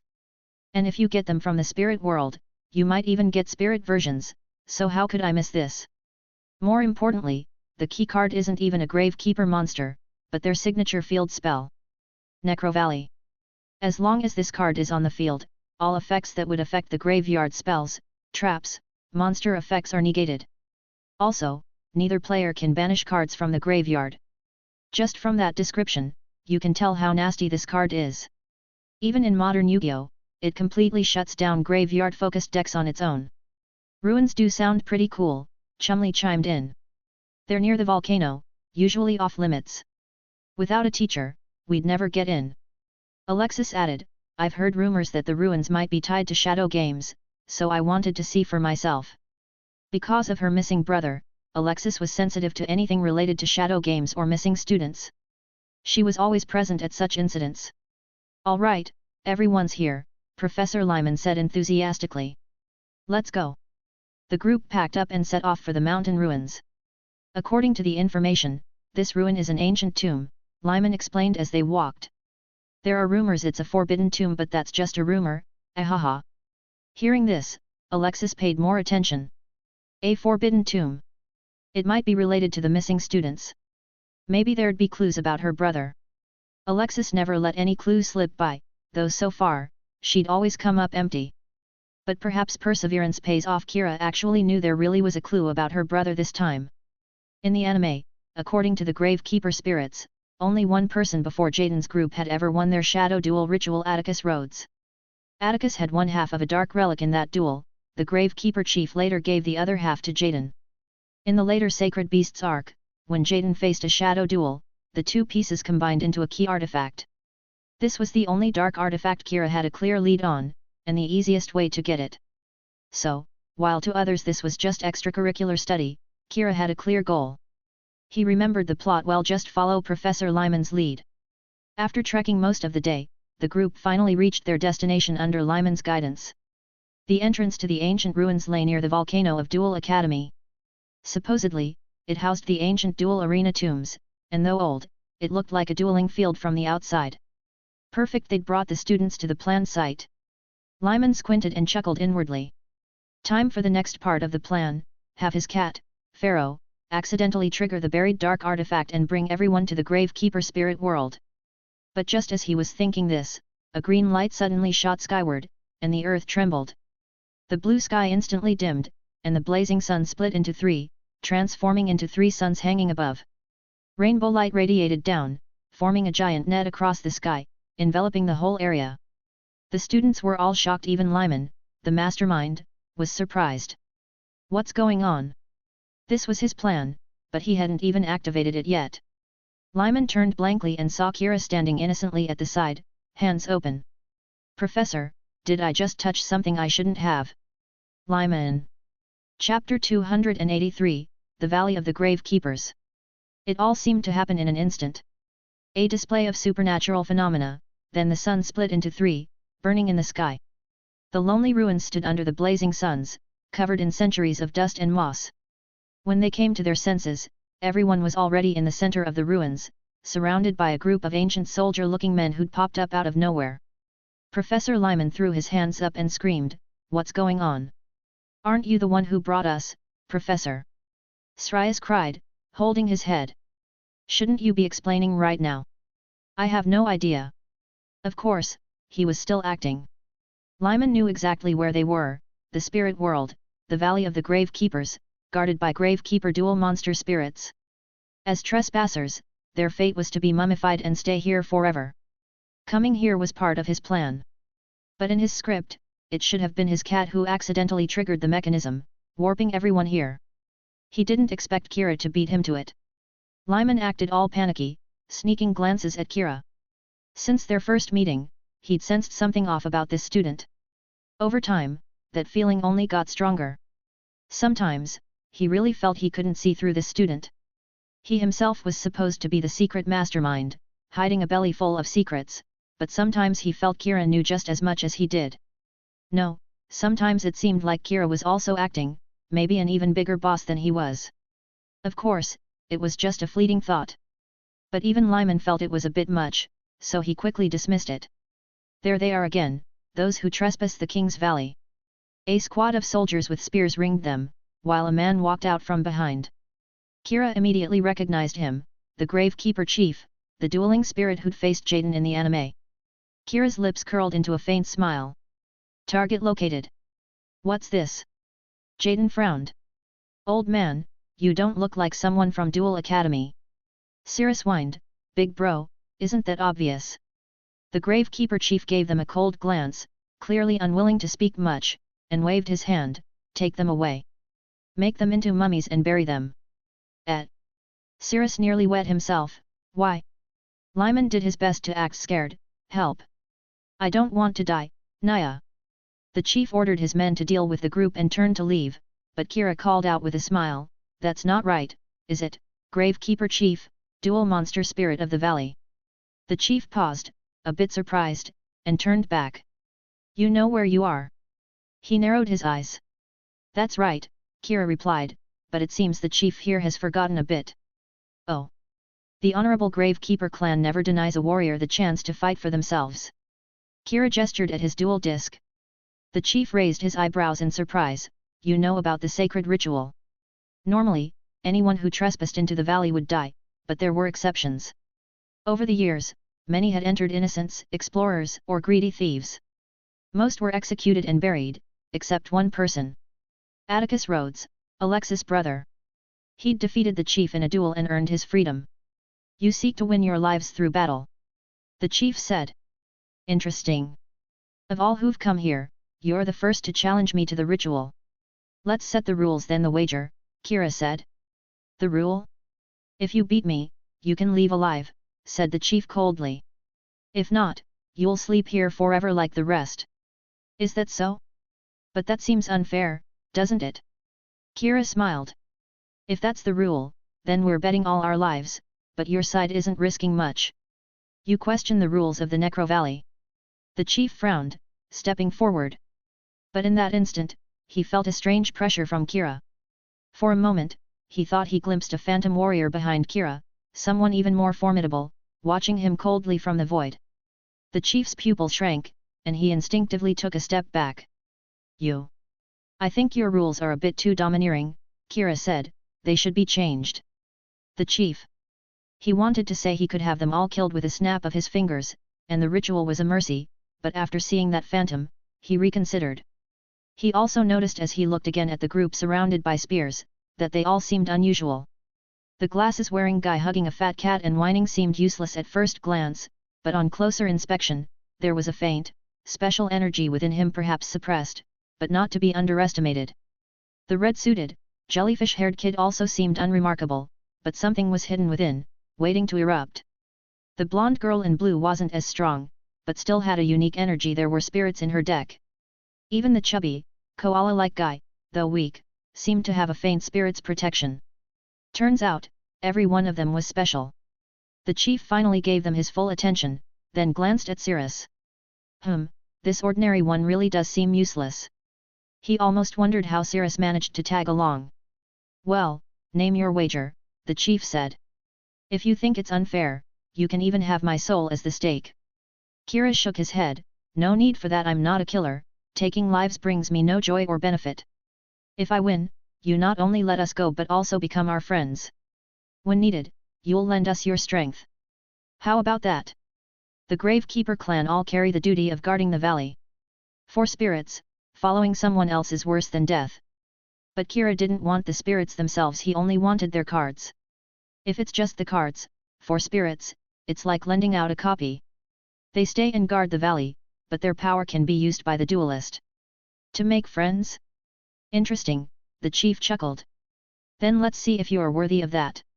He turned and waved for the soldiers to lower their spears. Come with me, the chief said. To the sacred dueling field. Chapter 284, The Necro Valley. Damn, turns out you really can duel in ruins. At the ancient dueling arena, seeing Kira and the chief take their places, Jaden was frustrated. Why does Kira always beat me to the duels? But Kiran actually managed to bargain with them just now. Cirrus couldn't help but say. Chumley nodded, yet, he always seems so calm, no matter the situation. I was scared out of my mind just now. Lyman hugged his cat and silently watched Kira. He felt more than ever that this student was not just a genius, but seemed to have everything under control. This was supposed to be his secret plan. He'd deliberately led everyone here. But now it felt like everything was going according to Kira's script. Duel. X2. Kira, LP 4000. Gravekeeper Chief, LP 4000. I'll go first. Draw. The chief said seriously, drawing 2 cards, setting a monster face down in defense, and a card in the back row. Turn end. My turn, draw. Kira immediately revealed the card he'd drawn. Spell card Graceful Charity. Draw 3 cards, discard 2. He drew, then discarded 2 cards. One discarded card is Card of Compensation. When this is sent from hand to grave, I draw 2 more. Building up graveyard resources already. The chief sneered. In this valley, any attempt to disturb the dead won't be tolerated. Kira could guess his thoughts basically, my deck is all about graveyard play. The Gravekeeper deck gives him that confidence. But Kira just smiled. Next, I summon Abyss Soldier. Abyss Soldier, ATK 1800. Abyss Soldier's effect, once per turn, discard a water monster to return a card on the field to the hand. Kira discarded a water monster. I send Sinister Serpent to the graveyard, and return your back row card to your hand. Abyss Soldier's Trident unleashed a torrent, sweeping away the set card. I chain and activate my set card, Needlebug Nest. Send the top 5 cards of my deck to the graveyard, said the chief. 5 cards went to the graveyard. Kira squinted at him. Who was it that said sending cards to the graveyard was defiling the dead? So, Tomb Raiders must die, but it's fine if the Gravekeepers do it. Abyss Soldier, attack the set monster, Kira said. Abyss Soldier lunged and struck. Gravekeeper's Recruiter, Def 1500. The trident pierced the Recruiter, who exploded. Chief, when Recruiter goes to the graveyard, I can add a Gravekeeper monster with 1500 or less def from my deck to hand. A golden light flickered in the chief's deck as he prepared to search. Not so fast, Kira revealed another card. I discard Skullmeister. When a spell, trap, or monster effect activates in the opponent's graveyard, I discard this from my hand to negate it. The Recruiter's ghost appeared, ready to chant, but Skullmeister's shadow locked him down. This is the Sacred Valley, Kira said sternly. Disturbing the dead, defiling the sacred Gravekeepers, will not be tolerated. The chief. That kind of makes sense, but isn't that my line? As a Gravekeeper with a sacred duty, betraying your own rules should be punished even more harshly. Kira set 3 cards face down. Turn end. The chief. Why does it feel like he just seized the moral high ground? Humph, my turn, draw. The chief drew his card. As if to say, fine, I can't out-talk you, let's settle this with cards. I activate Pot of Greed, draw 2. He drew, then continued, next, spell card Fisher. Destroy your monster with the lowest attack. The ground split under Abyss Soldier, swallowing him. Since he's the only monster, Abyss Soldier is destroyed. Now, I normal summon Gravekeeper's Descendant. Gravekeeper's Headman, ATK 500. Upon summon, I can special summon a level 4 Gravekeeper from my grave. Revive Gravekeeper's Heretic. Gravekeeper's Heretic, ATK 1800. Then I activate Double Summon. I can normal summon twice this turn. I tribute Headman. By Sacred Power, I summon Gravekeeper's Chief. Gravekeeper's Visionary, ATK 2000. Chumley gasped. Only 1 tribute for an 8-star monster. Visionary only needs 1 tribute if it's a Gravekeeper monster, the chief explained. Plus, Visionary gains 200 ATK for every Gravekeeper in the graveyard. Including Heretic, the 2 from Needlebug Nest, Headman, and Recruiter, that's 4 in total. So, Visionary gains 800 ATK. Gravekeeper's Visionary, ATK 2800. And now this card. The chief solemnly drew and held up a card. The valley we have guarded for generations, the forbidden resting place of kings. Field spell, Necro Valley, activate. As the card hit the field, time seemed to stop. The surroundings froze like an eternal painting, the valley wreathed in the ancient forest, mist among the treetops as if a transparent veil covered the sacred ground. So it appears at last the resting place of kings, Kira smiled, eyes gleaming. This was what he'd come for, the must-have artifact. Chapter 285, Kira is best at turning the tables. Necro Valley, activate. Necro Valley is the sacred domain of the Gravekeeper clan. For generations, we have guarded this holy land with our very lives, and in return, it grants us its power. The Gravekeeper chief declared loudly. As long as Necro Valley is on the field, all Gravekeeper monsters gain 500 ATK and def. Gravekeeper's Visionary, ATK 2800 ATK 3300. It reached 3300 ATK that easily. Cirrus couldn't help but exclaim. Kira watched this scene and fell silent for a moment. But what surprised him wasn't that the Gravekeeper's Visionary easily broke the 3000 ATK Blue Eyes White Dragon threshold, but the fact that Necro Valley actually had a hidden effect. In the competitive meta, this notorious field card had been around for over a decade. Yet, more than 90% of the time, players only used its graveyard lock effect. The first effect had become so overlooked that it was practically a hidden effect among veteran duelists. Of course, the Gravekeeper's Heretic is also a Gravekeeper monster, but while Necro Valley is on the field, Heretic is unaffected by any card effects, the chief said solemnly. This includes the effect of Necro Valley itself, so Heretic's ATK does not increase. Gravekeeper's Heretic, ATK 1800. Kira glanced over. So immune, it even ignores its own Necro Valley's effect. That's heretic enough. Battle! The chief shouted. After eternal rest, you shall forever atone for trespassing in this sacred valley. Gravekeeper's Visionary, direct attack. Kira calmly responded, then I activate the trap draining shield. Your monster's attack is negated, and I gain life points equal to its ATK. A rainbow-colored barrier, like flowing water, formed in front of him. The Visionary's deadly strike crashed into it, her power absorbed and turned into nourishment for Kira's body. Kira, LP 4000 LP 7300. Looks like it's not my time for eternal rest yet, Chief. Kira smiled. The chief snorted. Then, Gravekeeper's Heretic, direct attack. The Heretic's power, boosted by the Necro Valley, was not to be underestimated. He leaped across the field, aiming straight for Kira's face. But after just absorbing so much LP, Kira was unbothered, and he had no intention of letting it go through anyway. Then, I activate a monster effect from the graveyard. Not so fast. The chief barked.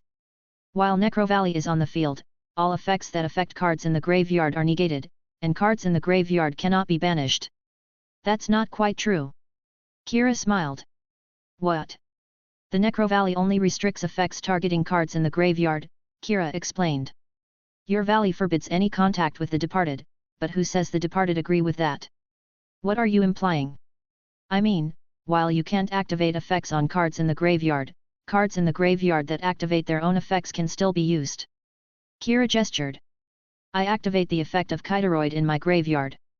While this card is in the graveyard, I can make the damage from a direct attack become 0, once. If this were Duel Links, Kiteroid's effect would require banishing itself from the graveyard, which the Necro Valley forbids. But the anime version doesn't require banishing, so it's not restricted by the Necro Valley. Thus, the Heretic's attack was blocked by a transparent kite barrier. Ah, perfectly blocked classic Kira. Jaden laughed. Kiteroid is a lot like my Necro Gardna, both are awesome monsters. And Kira's also a fan of Submarineroid and Psychroid, Chumley chimed in. Thinking about it, Roids really are a deck with potential. Cirrus clutched his head, stop roasting me, guys. He even blocked that. The chief said gravely. Very well, I'll let you survive another turn. Battle phase ends. I activate the spell card Gravekeeper's Steel. I add 2 Gravekeeper monsters from my graveyard to my hand. And this effect cannot be negated by Necro Valley. Golden light shone from his dual disc's graveyard zone as the chief retrieved 2 cards. I return Gravekeeper's Headman and Gravekeeper's Spear Soldier from my graveyard to my hand, he said. Of course, as the number of Gravekeeper monsters in my graveyard decreases, Visionary loses 400 ATK. Gravekeeper's Visionary, ATK 3300 ATK 2900. Digging up graves so brazenly in the Sacred Valley. Kira shook his head. Where's your Gravekeeper pride? Your bottom line? Your principles? This counterattack left the chief momentarily speechless. He hesitated, then said, we Gravekeepers are entrusted with guarding this Sacred Valley and have been granted special rights. After all, the Gravekeeper deck is built around Necro Valley, and the archetype itself has ways to ignore its own field's restrictions. It's all about the one-sided lockdown. Sacrilege, truly sacrilege. Even as an outsider, I can't bear to watch. Kira sighed dramatically. You disregard the rules, disrespect the dead, and freely disturb their eternal rest. The chief. He felt something was off with Kira's words, but before he knew it, the moral high ground had been taken, and he was at a loss for a rebuttal. Unable to retort, he felt his fellow Gravekeepers' gazes turn doubtful as if they were wondering whether Kira had a point. Even worse, the chief found himself feeling guilty. My turn, draw, Kira said. First, in the standby phase, my Sinister Serpent returns from the graveyard to my hand. Then, I set a card face down. A set card appeared before Kira. Then I activate the spell card, Card of Adversity. If my opponent controls a special summoned monster and I control none, I draw 2 cards. You have a Gravekeeper's Heretic special summoned from the graveyard, so I draw 2 cards. But before that, he revealed another card from his hand. Quick play spell, Serial spell. When I activate a normal spell, I discard all cards in my hand. This card's effect becomes that of the activated spell. So, Serial spell copies Card of Adversity. I draw 2 more. The chief frowned. Trying to refill your hand by these means. I'm not done yet. Next, I activate the trap Good Goblin Housekeeping. Kira said. Draw cards equal to the number of Good Goblin Housekeeping in my graveyard +1, then return a card from my hand to the bottom of my deck. Good Goblin Housekeeping is a card whose potential is often overlooked, but in the past, it was the heart of the broken greed engine, even spawning entire decks focused on it. The optimal combo was 3 Good Goblin Housekeeping plus Pot of Benevolence, draw 12, then return 3 to the deck. Kira also uses this combo, though he hasn't drawn it all yet. The chief frowned, a mass draw combo. Not just that. Kira smiled. I activate my last set card from last turn, Quick Play Spell Chain Summon. It can be activated only if this turn I've activated 3 or more cards in a chain. This turn, I can normal summon up to 3 times. The chief frowned but said nothing. After everything resolved, Kira finished drawing. But he didn't immediately make his move, instead, he calmly glanced at his opponent. Looks like you Gravekeepers have forgotten your pride. You won't beat me this way. You've got away with words, the chief retorted, regaining his composure. But all you can do now is talk tough. Your graveyard is sealed, and I still have Visionary out. Without your graveyard resources. Relax, Kira cut him off with a smile. Let me show you what happens when you abandon your duty as Gravekeepers and disturb the eternal rest of the dead. I activate this from my hand, the spell Lullaby of Obedience. I pay 2,000 life points and declare the name of a monster. If that monster is in your deck, I can either add it to my hand or special summon it to my field, ignoring summoning conditions. Kira, LP 7300 LP 5300. The card I declare is. Kira pointed at the chief's deck. Gravekeeper's Chief. The Chief. Chapter 286, Armageddon. The chief's mouth hung open. He felt he was witnessing the strangest scene of his life, the weirdest duel he'd ever fought. If there's anything more crushing than betrayal by your allies, it's being betrayed by yourself. Just like now. The chief watched helplessly as a copy of himself flew over to Kira's field, his mind reeling. Wait. I haven't even summoned myself yet, no, I haven't even drawn myself. You can even NTR my card right out of my deck. Of course, when you take a monster from your opponent's deck, your opponent chooses whether it's added to your hand or special summoned to your field. Kira smiled. You choose. The chief. What the hell kind of pick your own poison is this? I choose to add it to your hand, the chief said bitterly. Fine, then I'll add it to my hand, Kira shrugged. Next, I activate Fiend's Sanctuary, special summon a Metal Fiend token to my field. Metal Fiend token, ATK 0. Then I tribute the token Gravekeeper's Chief, tribute summon. Gravekeeper's Chief, ATK 1900. The chief. He found himself face to face with a copy of himself on Kira's field, at a loss for words. Even more bizarre, he thought he saw a look of stern reproach in the eyes of the chief on Kira's side, as if judging him for desecrating the sacred valley. The chief was deeply shaken. Could it be that his own guilt and remorse had manifested this scene? He suddenly remembered, those who wield the strongest dark powers are said to be able to sense and amplify the darkness in their opponents' hearts, letting their adversaries be devoured by their own shadows. Thinking this, the chief couldn't help but feel a twinge of fear towards Kira. Maybe today, he really had run into such a big shot? Even Kira's classmates fell silent. After a while, Alexis spoke, so, he just forcibly took the opponent's spirit's true form from their own deck. Not just seeing it, no one had ever heard of such a thing. One could imagine the chief's mental state. Mizawa said, only he could pull this off. Jaden, as usual, was excited, even this is possible. Kira's duels are always full of surprises. Chumley sweated, ahaha, I bet for the chief, this isn't a surprise at all. No need for me to explain the chief's effect, right? Kira smiled. As long as this card is on my field, my graveyard isn't affected by Necro Valley. The chief. That's right. As the leader of the Gravekeepers, he had the power to enter and leave the Necro Valley freely. He always used the Necro Valley to seal the opponent's graveyard, while his own was unaffected. But now, both his Necro Valley and his effect were sealing his own graveyard, a first in history. Not even in his nightmares had he dreamed of this. Now my graveyard is unlocked, Kira said. I activate the spell card I set this turn, Card of Burial Magic. I banish Serial Spell, Lullaby of Obedience, and Fiend's Sanctuary from my graveyard, then draw 2 cards. Kira drew 2 more cards. Next, thanks to Chain Summon's effect, I normal summon again, this time, Manju of the 10,000 Hands. Manju of the 10,000 Hands, ATK 1400.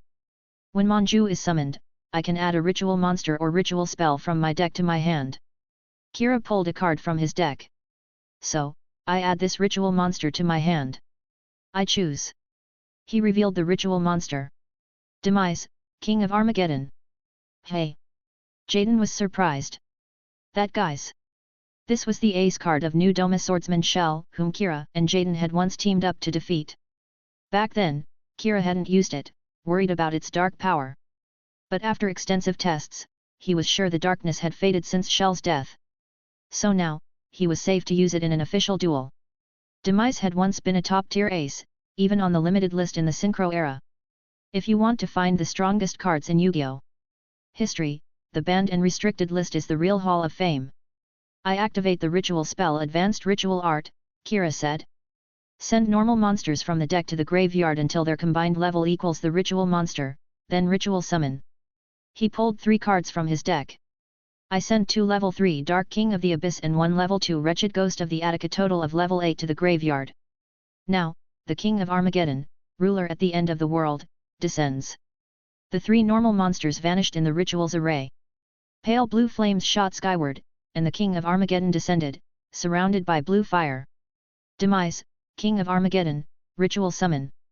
Demise, King of Armageddon, ATK 2400. The chief's face twisted. You summoned the King of Armageddon. But he quickly regained composure. Even so, in the Necro Valley, your ATK is still no match for the Visionary. Demise, King of Armageddon effect activate. Kira said. Pay 2000 LP, destroy all other cards on the field. Armageddon. Kira, LP 5300 LP 3300. Nanny. The chief was shocked. Such a powerful effect? Demise's eyes flashed blue, and his massive axe fell, summoning a blue inferno tornado that threatened to tear the sky apart and shatter the earth. The sacred valley crumbled. Damn it, then, Gravekeeper's Visionary, her other effect. The chief shouted through the storm. If she would be destroyed, I can discard a Gravekeeper monster from my hand instead. He revealed a card. I discard Gravekeeper's Spear Soldier to protect the Visionary. Chapter 287, Sky Scourge, Bonus. The apocalyptic flames swept away everything on the field. After the cataclysm, only the Visionary and Heretic remained, facing Demise. Ha, you miscalculated. The chief sneered. Visionary can avoid destruction by discarding a card, and Heretic is unaffected by any effects while the Necro Valley is out. Even though you destroyed the Necro Valley, my field is unharmed. Too bad for all that effort, only your monsters were destroyed. What a troublesome effect, Mizawa frowned. Last turn, the chief recovered another Gravekeeper monster to his hand.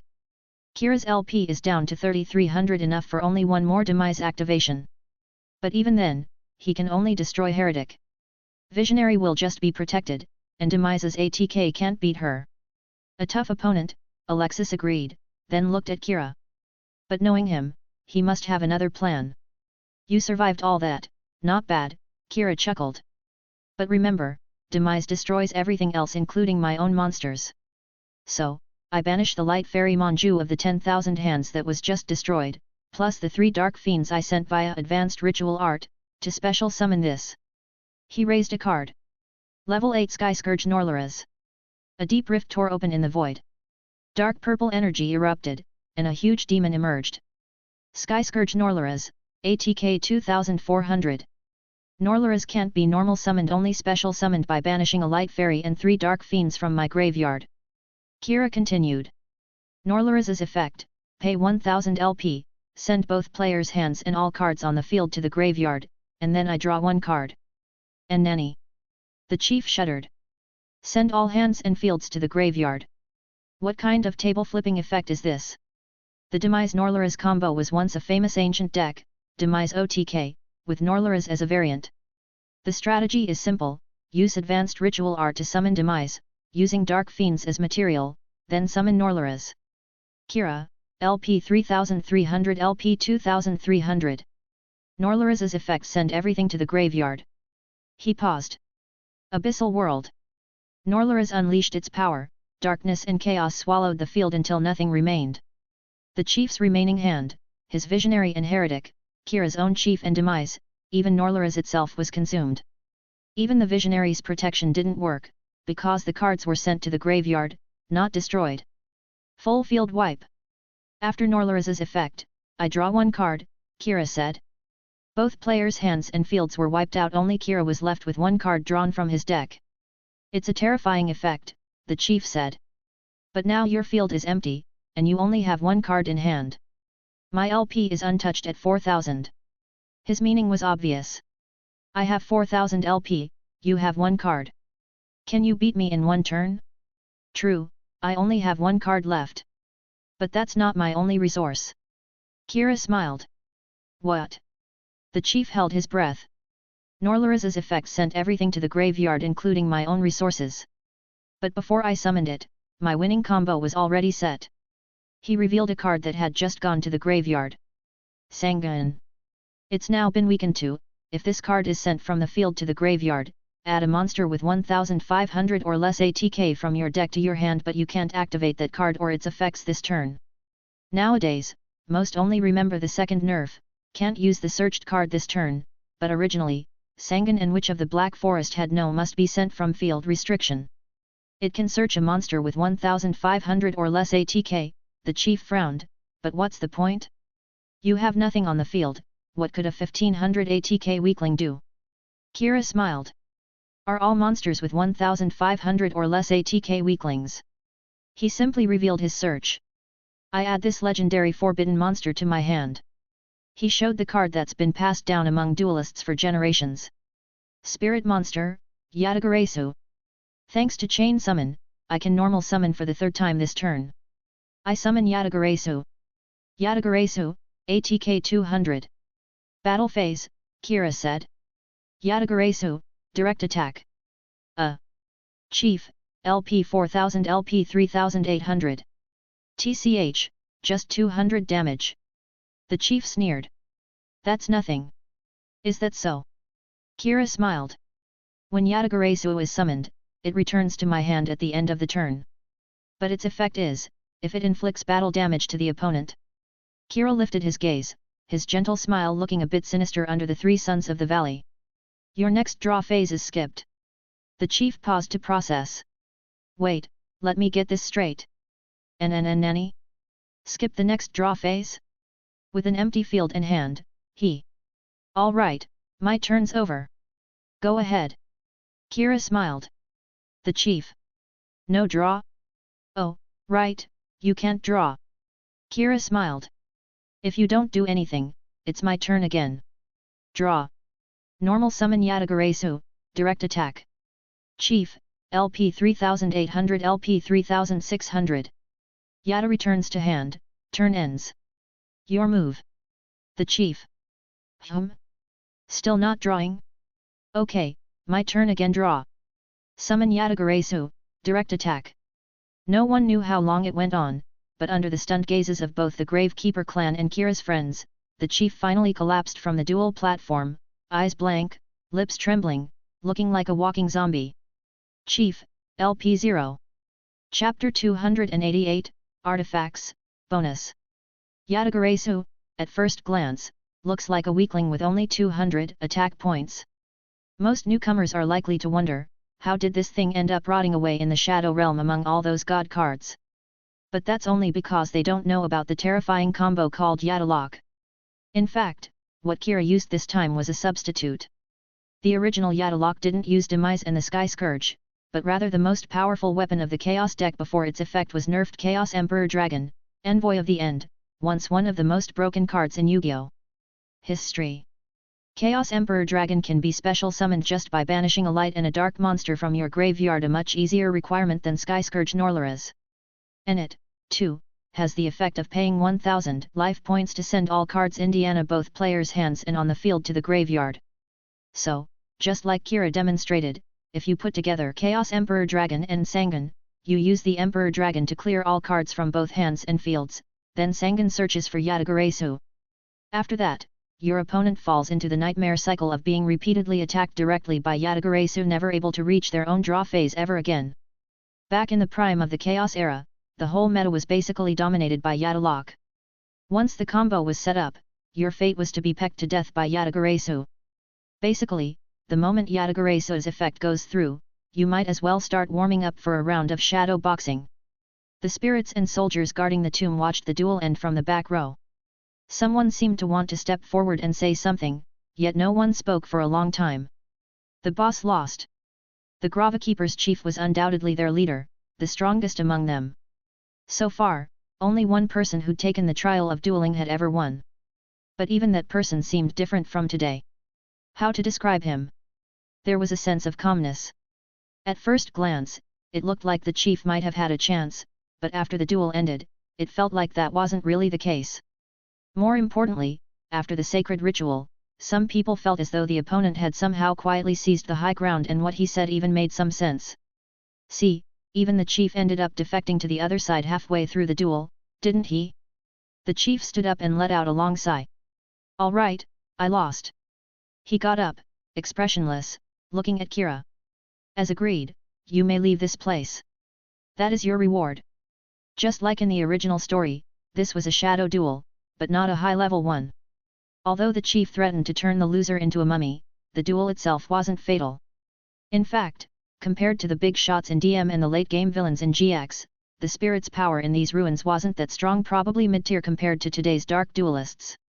So even if the Gravekeepers decided to play dirty and start a brawl instead of a duel, Kira's group could still muscle their way through. The chief had realized this during the duel. Plus, since he'd lost, starting trouble now would just backfire. However, after giving the pass, he saw the boy didn't leave, just kept looking at him with that half-smiling expression. The chief paused, then remembered something. There was something else agreed to before the duel. He took a deep breath, face dark, and stepped forward to hand over a deck. A bet is a bet, a ritual needs its rules. He'd agreed to the terms and lost, so he had nothing more to say. Kira accepted it, smiling and nodding. That was a great duel. If we get another chance, let's duel again and improve together.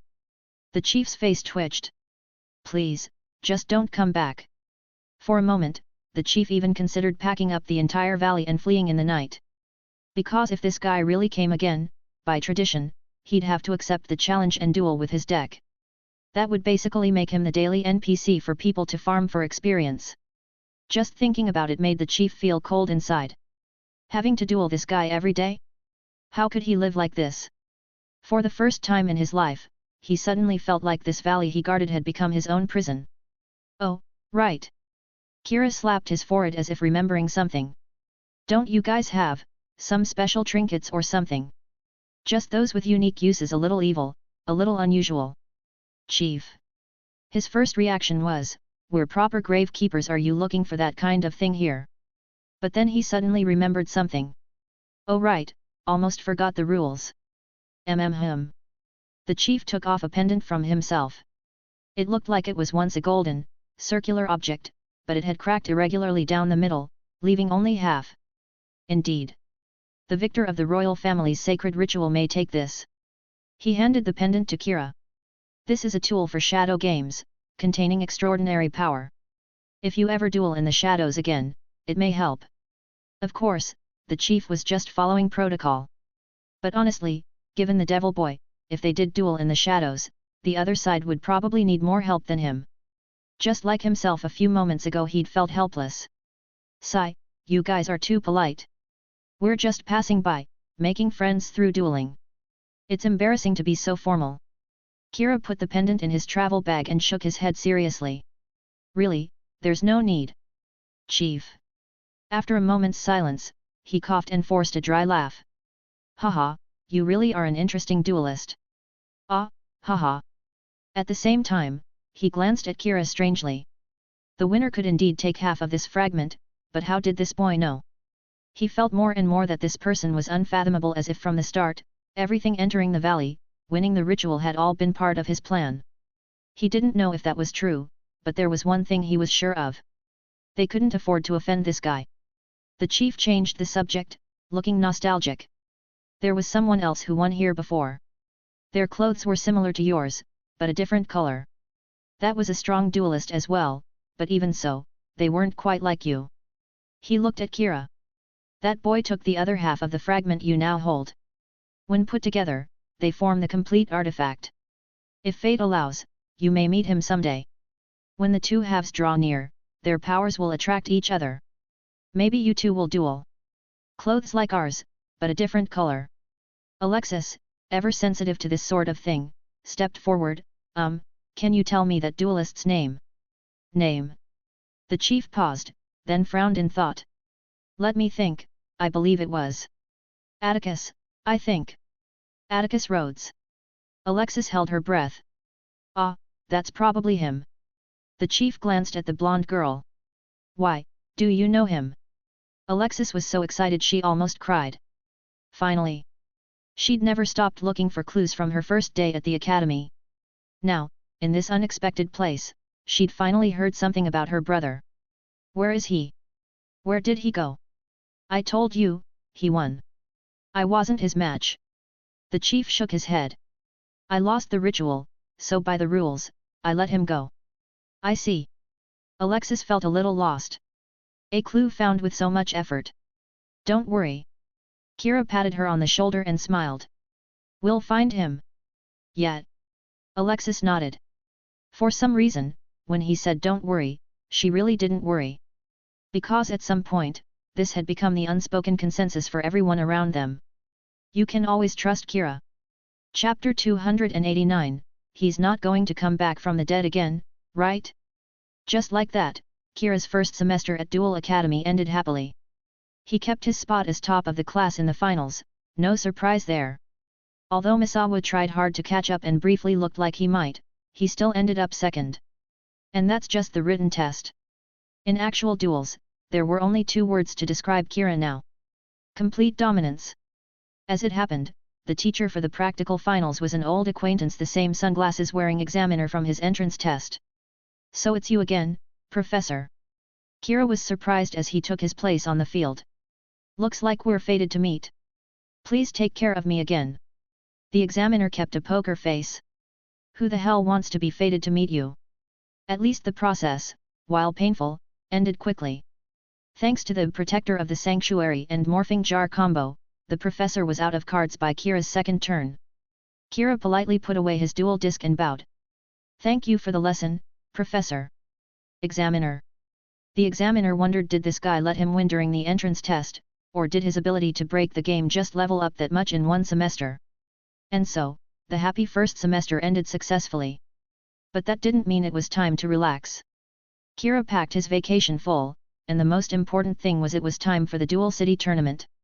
The half-year promise he'd made with the president was down to about a week. According to the president, he'd be competing in person this year, making the tournament tougher than ever. If things went well, it looked like Kira would face the president himself. So, with that in mind, Kira visited Kaiba Corp again, checking the inventory for anything new or interesting. After all, the Duel Monsters world was vast, and even the top card company couldn't have everything in stock all the time. Many cards were reprints, new releases, or in circulation, so the stock was always changing. This time, he picked up a new monarch. It was the Water Monarch Mobius the Frost Monarch. When tribute summoned, it can destroy up to 2 spell or trap cards on the field. A great back row clearer, and the monarch with the highest play rate in its heyday. He also grabbed a few more cyber cards. Going into Cyber Dragons now. Mokuba sat nearby, chin in hand, watching him pick cards. Kira smiled. Research purposes. He knew that Cyber Dragons were one of the most promising archetypes of the era. There was so much to develop, and their many forms and support cards were strong in the current meta, even if they'd be mediocre in the future. Expanding to new projects again, hey. Mokuba nodded with a smile.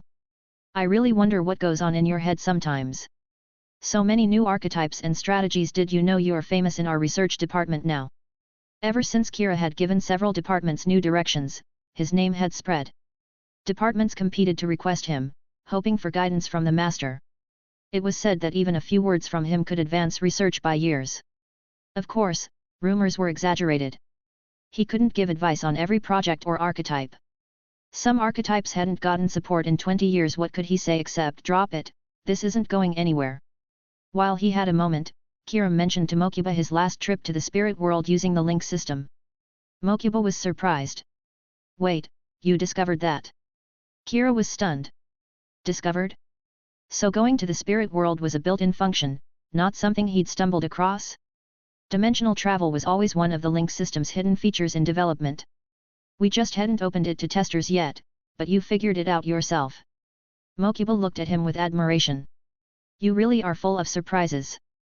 The link system was always designed to connect to the spirit world. Kira was again amazed by Kaiba Corp's black technology. But then, remembering they'd already opened a path to the underworld years ago, connecting to the spirit world didn't seem that shocking. Yet, New Doma's organization has set up many formations in the spirit world. Evidence suggests they're building an unprecedentedly huge army. We can't just let them be. Mokuba paused, frowning. And more importantly, we've recently found another clue. Doma has invaded countless worlds and spirit dimensions not just to enslave or absorb spirit's power. It seems they're searching for something. What is it? Kira asked. Mokuba didn't answer, just stood up and pulled up an image on his tablet. An ancient stone slab, weathered and worn, its surface polished smooth by time. Carved into it was an upside-down pyramid with intricate designs. In the center was the mysterious, majestic Eye of Horus. Kira had to admit this time he was really surprised. That's the Millennium Puzzle. Is New Doma searching for the Millennium Puzzle? Not necessarily. Mokuba shook his head. Could just be something that looks similar. But this is what they're after. The spirits call it the sealing device. It's our only lead. We're speeding up link system development partly for this reason. Mokuba paused, then added. You know. The president wants to see for himself if that's what he thinks it is. Kira pondered. A few years ago, in the Bonds Beyond Time movie, after the Pharaoh returned to the afterlife, the Millennium Puzzle broke into pieces again, buried deep underground. President Kaiba dug up every piece and built a space station to reassemble the puzzle, hoping to contact his rival in the afterlife. At the end of the movie, as Yugi faced a crisis, the Pharaoh returned through the puzzle, but after he left again, the reassembled puzzle turned into gold light and vanished. Kira looked thoughtfully at the image on the slab. Could it be, the Pharaoh is coming back again? Thanks for listening.